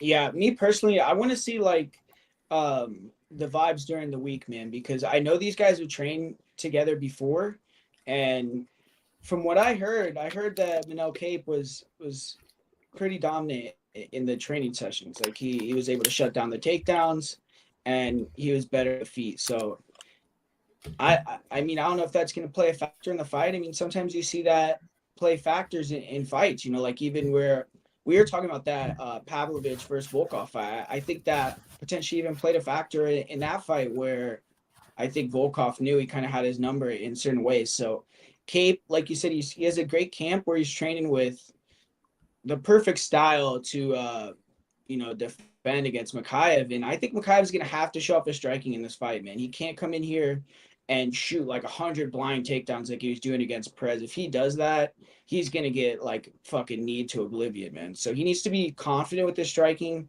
and like a lot sharper on the feet and be able to blend the takedowns better. And I think he could do it. I agree with you guys. It's like, if you're looking at the career trajectory and just kind of the momentum, it seems like Manel Cape, like, he's really good. He's super talented, but he stalls himself. He doesn't fight that often, and it seems like his lifestyle is maybe not like super conducive to being a champ and stuff like that. And Makaev's the opposite. So I think it's a tricky fight, though, because I think style-wise, this might be like one of the hardest fights in the division for Makaev, if not the hardest. I mean, it's one of the biggest guys in the weight class. I mean, maybe the heaviest flyweight, and huge puncher, someone that actually has a knockout threat, and great takedown defense. But yeah, I'm not ready to pick Cape though either. Like, so I just think this is a really close fight. I feel like Makaev is going to surprise people with the striking potentially in this one and show off some better striking, but he has to show it to me, man, in the cage. So it's probably a pass for me personally, but yeah, you guys are confident in Makav, which is giving me, a little bit more confidence in him because I hear what you guys are saying. It's just like I haven't seen him in the cage. Like, you guys think on the feet, it could be competitive. So that's what you're kind of thinking. Yeah, I mean, he looked pretty good on the feet against Alex Perez. I thought he was winning, and that's how he won the fight. And Perez is a good striker, man. Listen, it's worth noting, boys. It's worth noting for that Perez fight. Apparently, Makav had a horrendous training camp. Again, we can say for Perez, he'd been out for a few years, but he fought a month later and he knocked out Nicolau. He fought a competitive fight against Tyra. It's clear Perez was in great shape for that fight. I think that Makav didn't have a great training camp. Obviously, it's a thing, right? He says that he was sick. He says that he wasn't feeling well. His immune system, a lot of weird stuff for him was happening in that lead up. But what do you guys think of that? I mean, the inbreeding in the Dagestanis is really weakening the immune systems, clearly. Between him and they all make excuses, Hamza. Dude. All those there we go. Guys, yeah, their excuse machine. I'm not. Yeah. Listen, I'm not going to let myself like believe that. City. Look, why would he lose City. in 2018 to Tim Elliott? Was he sick in that fight too? When he it wasn't in 2018. 2018. It wasn't in 2018. Yeah, he was down. No, he was down 2-0 going into the third against Tim Elliott on 2 judges. And then he subbed him. Yeah, and then but I'm saying, was he sick in that fight? Is that why Tim was up? 2-0? I think that was just a game plan. Let Tim Elliott gas himself out and take over. He wasn't gassed. He took him down, and then Makav fucking guillotined him. I had Makav third round submission in that fight plus 1,000. Well, he has one of my favorite bets ever. Yeah, but I'm just saying, it's like he could make. Can he make an excuse for the goal? One more thing I actually want to say about this fight, boys. One more thing I want to say about this fight. I think it's close. It's honestly maybe my favorite fight. Is that a hot take? Like, this is maybe my favorite fight on the entire this is card. A sick fight. It's like, it's intriguing, because Cape as a hardcore fan, dude, yeah. A lot of people, I feel like, see Cape as like not the uncrowned champ because like he lost Pantoja, but it's Dark like he Knight. has that vibe. Dark of Knight. Like, yeah. Yeah, he brings like dark that championship vibes, Yeah, like, whatever. I don't know. Yeah. But listen, like, what do you guys? I'm like really stretching this breakdown. Did you guys see those? And listen, I don't like read too much into this, but did you guys see those IG posts from Manel Kopp where he's saying like I'm knocking him out in the first round? Like his captions are really nasty. Like could we see a fight here where Manel Kopp goes out here and has just really good defensive wrestling, pressures Makav and clips some first round knockout? Like, could we see something like that here? Is that a solid prop? Any fight that Manel Kopp's in, I think him by knockout is like a great Kopp by knockout in the first. It's not a bad prop bet. At 125, dude, he's one of the few guys, like I said, that has like that one punch knockout power. So it's like it could happen, but I don't think they opened up the lines yet to know like or have they opened up the the knockout prop? No, not listen, on here, listen. I think I have a good read for you guys here. I know I kind of just interjected there. I'm sorry. I got you. Makav, guys. So it's plus 475. Makav money line and maybe Manel Kopp by knockout in the first. Well, I would just do his knockout prop just KO TKO without the round is plus 475. So I mean like that's solid. That's already I didn't know that. Yeah. And by round one though, Cape in round one is plus 900. So yeah, I guess I mean those bets aren't bad. Like just take the plus 475. What do you guys think too? I mean, I don't think they've opened these props, but I actually cashed a couple times like recently with these props like for like decent money where like I might bet Makav to win by split decision or like fight goes to split decision because I feel like this could be like a close ass fight. But yeah, let's talk about the Arnold Allen versus Giga Chikadze. I haven't really looked too much into this fight, but I know, both guys, obviously. I feel like Allen's live for a sub in this one. I mean, he has good front chokes. Giga's one of these guys like, my boy, Jordan Levitt. I always wanted him to call out Giga and like fight him because I feel like he could get the win in that one. And there's just, I just feel like Giga's grappling sucks really badly. He's been able to kind of scramble away from these guys and stuff like that. But I don't know what type of game plan Allen's gonna have. If Allen comes in here and wants to strike with him, I still think he'll probably get the better of it. I like Allen, as one of the safe favorites on the card personally. So, do you guys agree with that? You think Allen's a safe play here? 100%. I was going to say, I think you put him with Aspinall and maybe Leon, and that's a great parlay right there. I just think he's way more well-rounded and will pose problems to Giga everywhere. I think Giga's going to throw kicks, and they're going to be good, effective, but Allen's going to use them to take him down if he wants. I don't know how likely I see a submission, but definitely live. And I'm just excited for the fight. It's a pretty high-level featherweight fight, but I'm a big fan of Arnold Allen, and I think he gets it done. What about you, Justin? Fitz, man. I 100% agree. I 100% agree. I think Arnold Allen is a great parlay piece for UFC 306. We know what Giga's going to do. He's 35. I didn't think, he just didn't look impressive against Alex Caceres in his past fight. If Alex Caceres goes out there and it is a close striking match, but maybe he implements a little bit of grappling, the outcome could have been different. Calvin Kattar dominated him for 5 rounds, okay? Took a big hit to Giga's confidence. So he's 35 now. It's been a few years later. I think that he's just going to be throwing kicks here to no avail. Arnold Allen, easy path to victory and mixing up the wrestling, just making this more of an MMA fight, and I think he's a great parlay piece. So I completely agree there with Fitz. Yeah, I agree. I think he's one of the safer plays. I mean, Allen, he's another one of these guys that's inactive, but I think he's kind of proved he's one of the best guys in the division. But yeah, Christian Leroy Duncan versus Gregory Rodriguez. You can go first on this one, Junior. I mean, what do you think about this fight? This fight, I've seen people on both sides, so interested what you're going to think about it. Sorry, what was that? What fight are we breaking down? I'm saying, what do you think about CLD versus Rodriguez? Oh, okay, yeah. I actually like Gregory Rodriguez here. I really like Gregory Rodriguez in this fight. With Gregory Rodriguez, we know that he's hittable. We know that he doesn't have great durability. His ability to recover is great, but he doesn't have great durability. But I can say about CLD, this guy doesn't have one punch knockout power.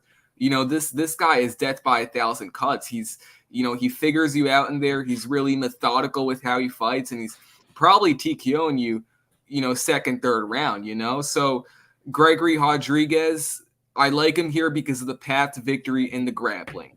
It's not something he always does, but I go back to the fight against, I'm really blanking on the name here. Who is he fighting? He took him down immediately. He got in a dominant position, and he just ground and pounded him. This could look very similar. What's his name? CLD has been getting hand-picked matchups. UFC market machine this guy is. He's getting easy fights against strikers. I go back to the fight against another striker in Arman. Shot for 2 takedowns, took him down once, beat him in a 15-minute decision. I think that Gregory could make this fight close with the grappling, maybe edge out a decision. Or I think he could flat out dominate this fight as a slight underdog, get some type of first round ground and pound here, because we don't know. We don't know about CLD. How's his takedown defense since that fight against Arman? I mean, he got taken down by Arman. That's pitiful. So Gregory is the clear play here. And you know what? Putting Gregory Rodriguez as your in your DK lineup, I think that's solid here. I really like Gregory Rodriguez in this fight. Look, his striking, he's hittable, and he doesn't have great durability. CLD, not a one punch knockout guy. It's a close fight, but I think Gregory could win here with his grappling. What about you, Fitz? What do you think? I mean, it's a good point, and it's definitely a fight I'm still going back and forth on. My thing is just we never see Gregory implement the grappling, man. I feel like, he has all these credentials, and almost every fight, dude, he just loves to stand and bang. And I think on the feet, CLD is just a lot smoother, a lot more technical, and will give him a lot of problems. He has the reach. We've seen, RoboCop chin before, and we know CLD can get that, but I do think there's a huge prospect of RoboCop, Do you mind using if the I grappling. rebuttal in a second? Can I rebuttal in a second? I'll let you finish. I just think he should use the grappling. That would be his best path to victory. We don't see him use that game plan too often. We don't, but we saw him use it in one fight against Denis Talulian. That's the name I was blanking on. I just looked it up. It was Denis Talulian. This guy has just terrible takedown defense. He's not a very good grappler. It's clear to me that Gregory knew something going into that fight. This is someone who, for that fight, he grappled. He took the easy path to victory. It was a dominant performance. I don't see him being stupid here and, going to war with CLD. That's a path to victory. Actually, make it dirty. Make it that boxing fight, be on him from the start. But I don't see that happening here. I think that we could see him grapple here. We could see CLD stuff the takedowns. We could see the improvement. But I go back to the one fight where someone actually chose to offensively wrestle against him at the UFC.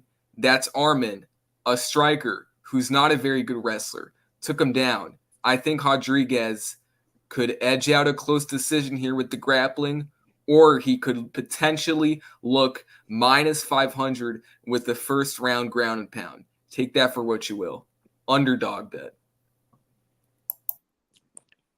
Yeah, this is one I just never have confidence in Rodriguez because I think he's a good fighter, but his fight IQ sucks and he has no chin. So it's like I personally can't bet him anymore at this point. But CLD is not someone I'm too sold on. I mean, on the feet, he's pretty slick, and he doesn't have punching power. I agree with that, but he can finish guys with elbows and like spin attacks and shit. Like he is like fairly dangerous, like in certain ways. Rodriguez, I do think he could maybe get the takedowns, but even you see him when he's like fighting guys that aren't great grapplers, like Petrosian, they fought to him and Gregory, and like Gregory was losing position on Arman, letting Arman stand back up, and it's like, so if he does take Duncan down, is he really gonna like just finish him like that? Like Talulin's a bum, man. Talulin got fucking finished by Leroy Duncan on the ground too. Like, so I don't think that's like that impressive that he ground and pounded him, but it's not impressive. Yeah. Sorry to cut you off there. It's not impressive, but it shows me that Gregory is willing to go out there and grapple if that's his path to victory. Brad Tavares in his last fight, he went to war because Brad Tavares, well, maybe he just wanted to go to war. RoboCop can be like that, but Brad Tavares is a very good defensive wrestler. He went to war with Jung Young Park, but against Denis, he went out there, early takedown, ground and pound smash. I just think that Gregory is the side here as an underdog. You guys are making good points. It's a close fight. We could see a fight where, CLD just minds his P's and Q's, outstrikes him, but we could also see a fight where, Gregory Rodriguez goes out here, early takedown, grapple heavy game plan, maybe edges out a decision, or just flat out gets a first round finish. It's definitely live. Do you agree with that? I feel like I think the finish like by knockout on the feet is more live than like him taking him down and ground and pounding him, but I think he obviously is live for just like. And Rodriguez money line covers that. Rodriguez money line covers. He goes to war here. He gets a knockout. Rodriguez money line also covers that. Rodriguez money line. What are the odds on that? Is Rodriguez an underdog? Yeah, can you verify that? He plus 123. So value. He opened at plus 130. So like he's got a little one word value. And hold on, can you just pull up maybe fightodds.io? Is it possible that you can go to Bet Online and see what the odds open there? Can you do that for me, please? Thank you. Bet Online. What did Gregory Rodriguez open up as? Well, COD opened at plus 160, so Gregory was minus 185. Gregory Rodriguez opened up minus 185 on Bet Online. What does that tell you? What does that tell you? Yeah, I'm stretching it here. I'm stretching it here. I think CLD's the side. We can move on. Sorry about that. No, you're good, bro. Experience-wise, if you're looking at it like who's fought the better guys and has better wins, it's definitely Gregory for sure. It's like it's a prove it fight for CLD, right? Like if he wins this one, then we'll probably see him in like a big fight next. But yeah, it's like a tough test. But yeah, next fight, Nathaniel Wood versus Pineda. I haven't looked too much into this one, but the line's way off to me. I mean, I get Nathaniel Wood being a big favorite, but it's like Pineda's not that bad, man. He's not a horrible fighter. I mean, I have faded him a few times, but he has good grappling. He's gonna be way bigger. He has a chance to go out there and maybe, get a couple takedowns early and get the finish, but if he doesn't get that early finish, he's probably gonna get tired and taken out. I think it's kind of one of these fights where you can maybe like bet Pineda like round 1 finish, and then bet Wood like round 2, 3, because I think it's probably not going to be a decision, but I'm about to look at the odds on that. But I don't think that's probably like juiced odds, like if you want to bet the under and shit. But I feel like if Pineda wins, I think it'll be in the first round though. Like, what do you guys think? Fitz, you mind going first here? Yeah, I think the size of Pineda could be a problem because I've always thought Wood, is more of a naturally 135 fighter. I never really loved the move up to 145, but Pineda's pretty old. He's been in a lot of fights. I think he's washed at this point, and I expect Nathaniel Wood to get the job done. And like you said, Pineda's a gasser. Wood should go out there and look to get a finish as the fight extends. I think via knockout. I don't think he should really implement the wrestling. I think that would lean more into Pineda's game plan, being the bigger guy. Yeah, I think that Nathaniel Wood wins. I just think he's the better fighter. I think he's got a path to victory in offensive wrestling. The striking is going to be a bit closer. Obviously, Pineda has a good guillotine, so Wood shooting in on a sloppy takedown, getting guillotine, it's a rare. I'm not expecting that to happen, but it is in play. I think this fight's a clear pass. Those are my quick thoughts on it. And that Texas dude, I'm just going to respond to this comment if I can. Gregory is currently plus 123, but he opened up as a minus 185 favorite. That's something I was trying to say. He's currently an underdog. He opened up as a moderate favorite. So take that for what you will. So look, we obviously had a few guys that were betting CLD. They're going with the younger fighter. They're going with the hype. He could go out here and, edge out a close decision by striking. But I think Gregory Rodriguez is a side, and it gives me confidence that Bet Online opened him as a minus 185. Obviously, they were anticipating some CLD action, but it tells me that Gregory should be the favorite here. I'm giving you guys too much secrets right now. Yeah, I mean I think that's obvious. You're making sense because it's like, but I do think you're going away a little bit from your marketing machine thing. But I think like COD is a hype. We go against the marketing machine. We go against. Sorry to cut you off. I go against the market machine when my gut tells me something. Yeah, like you think like COD is kind of like on fraud alert a little bit. Yeah, dude. UFC market machine. We all incorporate this. I can't even speak right now. UFC market machine is always a factor. CLD UK fighter. He's fighting in the UK here. UFC market machine is a fighter. Is a factor, but stylistic matchup outweighs all. Yeah, for sure. Yeah. And let's talk about this next one because I'm actually, I feel like the line is crazy on this fight. Like Molly McCann taking on Bruna Brazil. Like, why is Molly McCann minus 350 favorite? Like, I don't understand that. I feel like Bruna is way better grappling. And at distance, she's going to have the better striking. Obviously, if McCann could pressure into her, Bruna is kind of like that tall woman defense, but I don't think this line is accurate at all. I get that Molly's good in the UK and she got some knockouts, but I think Bruna Brazil is live here at plus 285 for sure. So does anyone agree with me on that? No, I mean I get that you say it's a high line, but I think McCann will make easy work of her. I'll go next. Can I go? Brazil's not impressive to me. Go ahead. Listen, Molly McCann is minus 350. she probably wins, but you would be just an idiot to be parlaying Molly McCann or betting her Yeah, money that's line. crazy. This is a stay away I fight. agree.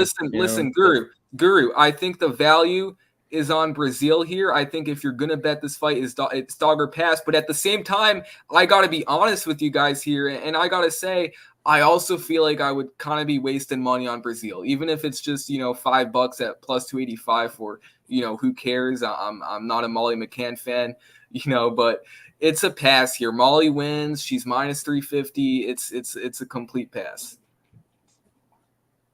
Yeah, I mean, McCann beat Belbita, bro, but I don't know. I can see Bruno winning. I honestly might put some money on her, but yeah, we'll see if you're right or not on that one. Brazil is definitely the side from a betting perspective. Yeah, like I think it's like if you're just doing a value bet, like I think Bruno like at worst should be like plus 175. So it's like you're getting over 100 points better. So I don't know. I think there's value there for sure. But next Value fight, on Brazil, I agree.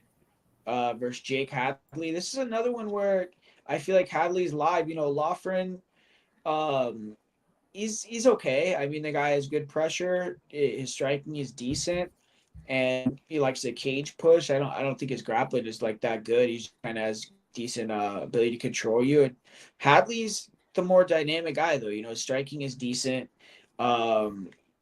Good boxing. He has power, and he has dangerous grappling as well. And I mean, he's been fighting a lot higher guys. Like I mean, even though he's been taking these losses, he almost finished Cody Durden. Got super close to submitting him. Had a really good fight with Charles Johnson where he hurt him early. So I feel like Hadley has the experience, and it should be closer to a pick 'em because I think Hadley's the more dynamic guy. He could hurt Lauphren. I feel like more likely than Lauphren can hurt him, and he has the submission threat advantage. So this is one where I think Hadley is definitely a live underdog here. But what do you think about it, Justin? I think Colin should be the favorite. I feel like he should be the favorite. He's the rightful favorite, but 2-1 odds, especially when we seen him shit the bed not too long ago. This fight, the odds should be closer here. Value is definitely on Hadley. I got to be honest, I didn't really tape this fight. It's a good fight. It's a good stylistic matchup. I didn't really get myself up to tape it though. Yeah, I got you. What do you guys make of Hadley going up to 135? I mean, you don't think that's a factor though? I mean, to me, he's not like I a guy think it's a benefit, man. He cut a lot of weight at 125. Like he missed on the Contender Series. Like to miss weight on the Contender Series, like you're probably cutting too much weight, dude. Because like, how are you gonna miss like for that show? But I think a lot of weight. So, and Lauphren's idiot, dude. Like that guy's a small guy. It's not like he's like a fucking Peyton Talbot or something, But like Hadley's gonna be the bigger guy, don't you think? In the cage? Yeah. I don't know. I think he's a 1 inch taller. I just looked it up.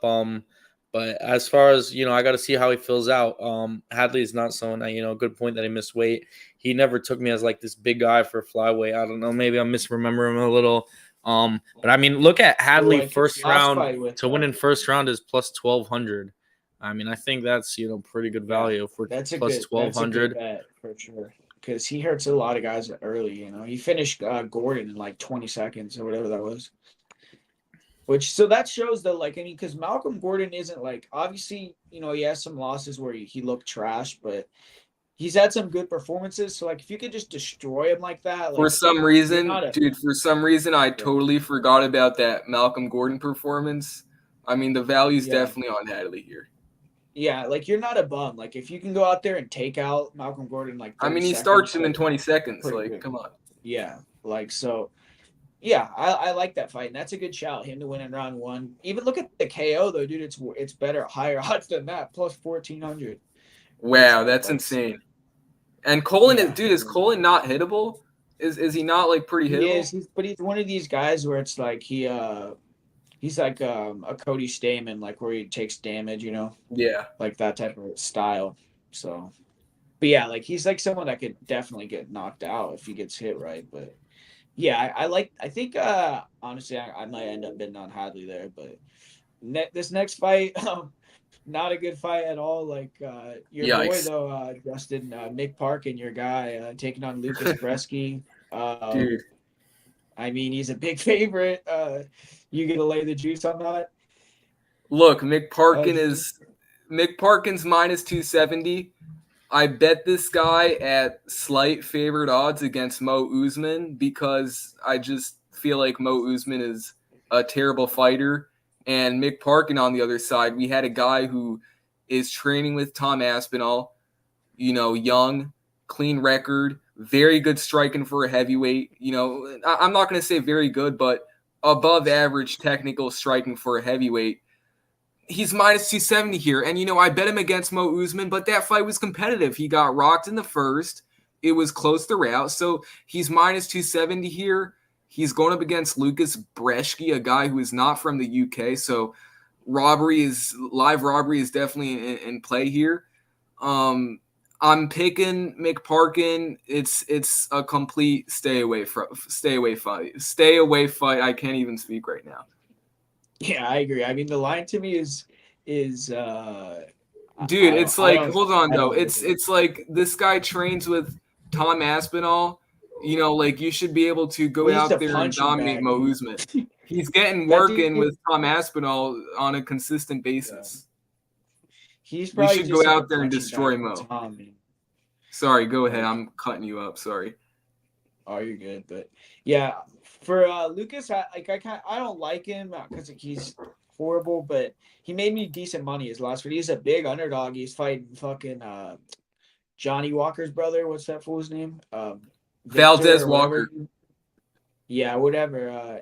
And like he beat that guy. I know a lot of people thought that Walker won that one, but it was a horrible fight. Like he basically just like shut down the takedowns a little bit and then got taken down at some points. But yeah, I mean on the feet this is going to be close though because both these guys have no power for heavyweight. I mean it's pretty obvious they don't have like much punching power, and they're both high volume. So that his name? I think Parkin. Is that name Valdez Walker? Is that his name? Where I'm blanking on it myself, man. It's something like that. It's like Victor. I forgot the guy's. His name is Bum. That's his name, Bum. That's the fight to make: Walter Walker versus Muhammad Usman. Fucking Walter Valdez. I forgot his name, man. That's how much he's a horrible fighter.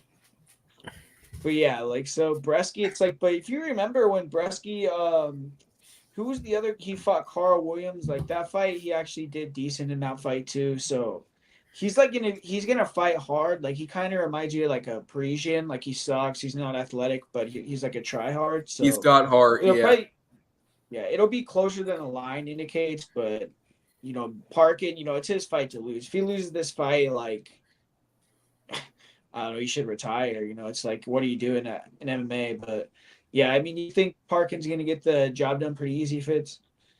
Yeah, I mean, I don't love the line. It's pretty low level, but I don't have much to say. I'm on Parkin. I think he gets it done. Yeah, and I'll let you guys talk about this next one because I really haven't thought about this fight too much. But Obon Elliott versus Parsons. If I remember right, didn't Elliott, like his last fight, he didn't look that good, even though he got the win, right? Versus against Val Woodburn, he couldn't get him out of there. Dude, I wouldn't even know. I like Preston Parsons here. I think it's a pretty good line. He's someone he came to the UFC on short notice against Daniel Rodriguez, had a tough fight, but I think he's looked pretty good. I like the 7-sporter win. I think, Justin talked about fight-to-fight improvements. He's someone I've definitely seen it in. And probably as terms of value-wise, one of my favorite plays of the night. I like the line, minus 135. We'll see where it goes. It looks like it's going to get a little heavier as the week goes on, so you might want to try to beat it. But, yeah, I like Parsons. Hold on, though, boys. Does it not feel weird that we have Preston Parsons, prelim portion of the card, whatever. He's fighting in the UK at a numbered event. That's a bit weird. He shouldn't be on this card. I mean, dude, there's a bunch of, not whatever crazy names. I don't know. I just don't care about, Preston Parsons fighting. I could care less. I haven't looked into this fight. I could care less. I like Preston Parsons. Like, he doesn't have a name, but his fights are fun to watch, though, dude. Like, he's had, like, cool fights. Wrestler, right? Yeah, like, but he had that fight with, he should have won versus, remember he was fighting, but he got cut. Trevin and got like, stopped. Trevin Giles. Trevin Oh, that Giles. fight Yeah. sucked, dude. Parsons versus Giles. No, that that, fight- Yeah, they that didn't fight stop was that for a so- cut. That was a split decision. But Oh, that's Elder. I'm thinking about fucking yeah, Evan he Elder. he beat Elder though. He cut Elder. Oh, Evan Elder. Oh, yeah. okay. Yeah, so that's how he won with the cut versus Elder. Yeah, his That last was a fight good was fight. when he beat He beat Semmelsberger, which is a decent win, you know. So that is weird. Like That's the line seems like a trap line, dude.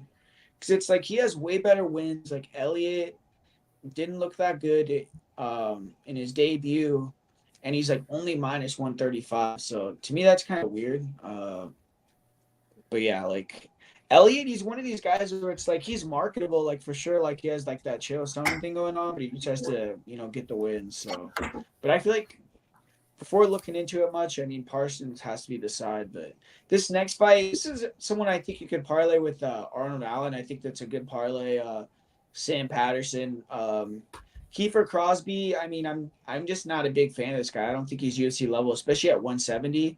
I feel like there's really good fighters at 170, and Kiefer's just not.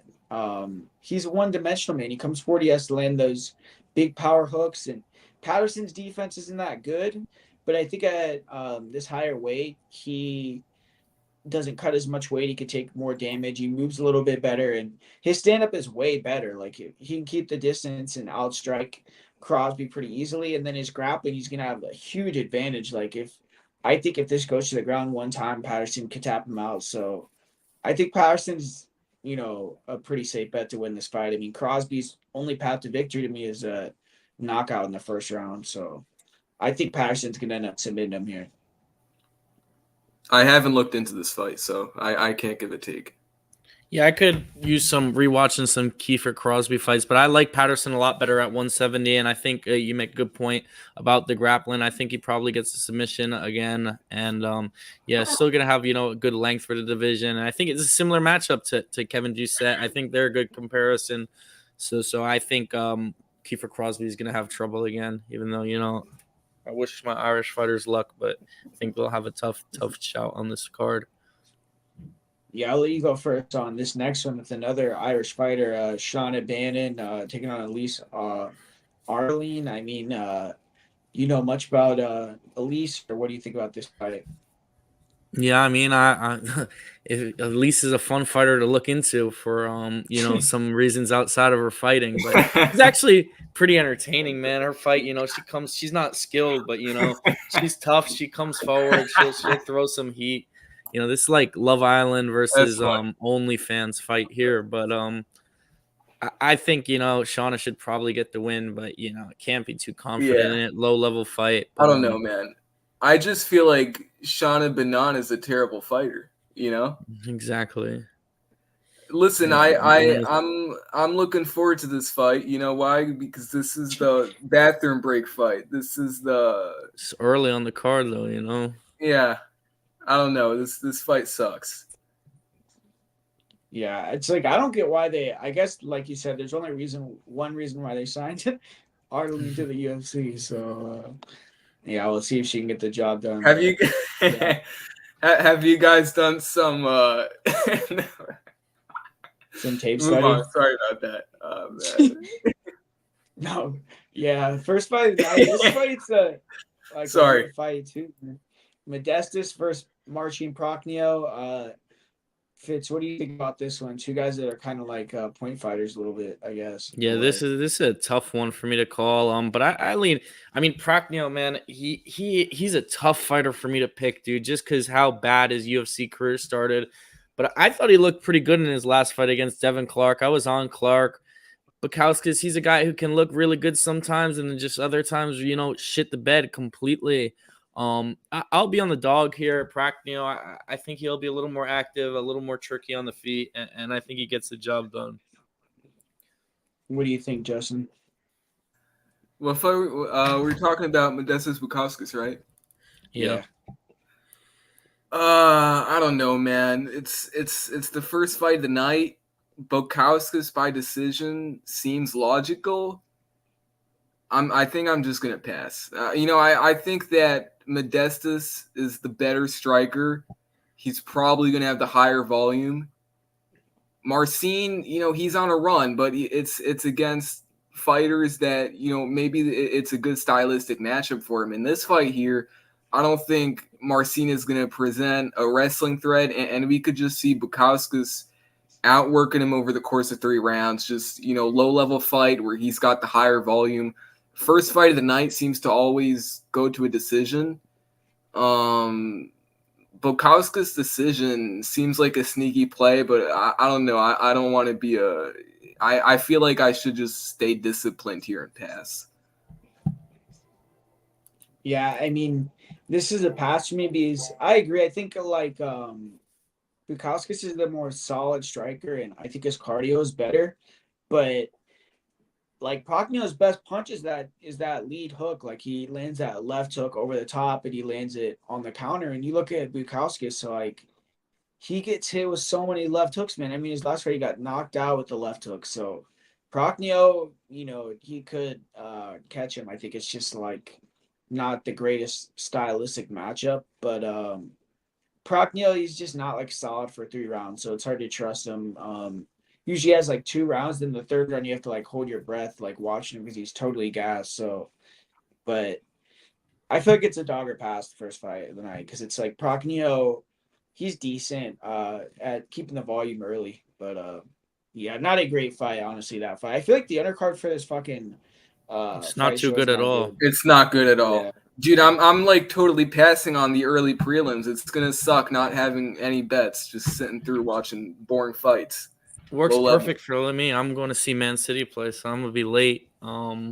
Works out perfect. I'm not missing much. Well, you could be missing out on some winning bets on opportunities. I'm joking. I mean, I'm still gonna bet on them. I just won't know till after the game. Early prelims suck, man. It's a pass. Early prelims are a pass. Yeah, they only play out, and it's like it's not even plus money, man. Like I wanted to bet Peterson by a sub, but it's minus 105. It's like I'm gonna wait for DraftKings to open it or someone else and see if they open it plus money. But yeah, guys, thanks for joining me for this UFC 304 breakdown. Had fun talking about all the fights. I think we gave some good information. Long breakdown. So definitely some stuff to think about before I put out my longer video. And like I said, thanks guys for joining me. So Fitz, you want to tell them where they could talk to you on Instagram or Twitter and everything like that? Yeah, really, I just been posting on TikTok, Fitzmagic MMA. That's it. Just check out the videos. I'll try to drop a few this week, and then hopefully be back again here on Friday with you guys. All right, weird. What about you? Yep. Are you going to put out your videos this week, Justin? Yeah, I'll put out a few videos this week. Just probably the full card breakdown. I'm actually getting into the full card breakdowns because UFC predictions tracker. This is a pretty under the radar channel right now. He puts in a lot of hard work. You guys should check out UFC predictions tracker. It save you a lot of times in terms of just and it save you a lot of time. UFC prediction tracker on YouTube. Just gonna get a full card breakdown out, betting breakdown, just whatever. All right, guys. Thanks for watching. I'll be back soon. I'll put out my full card breakdown video. So stay locked in on the channel, and we'll see you guys later. So peace. Pro bounce. Oh wow, he dipped.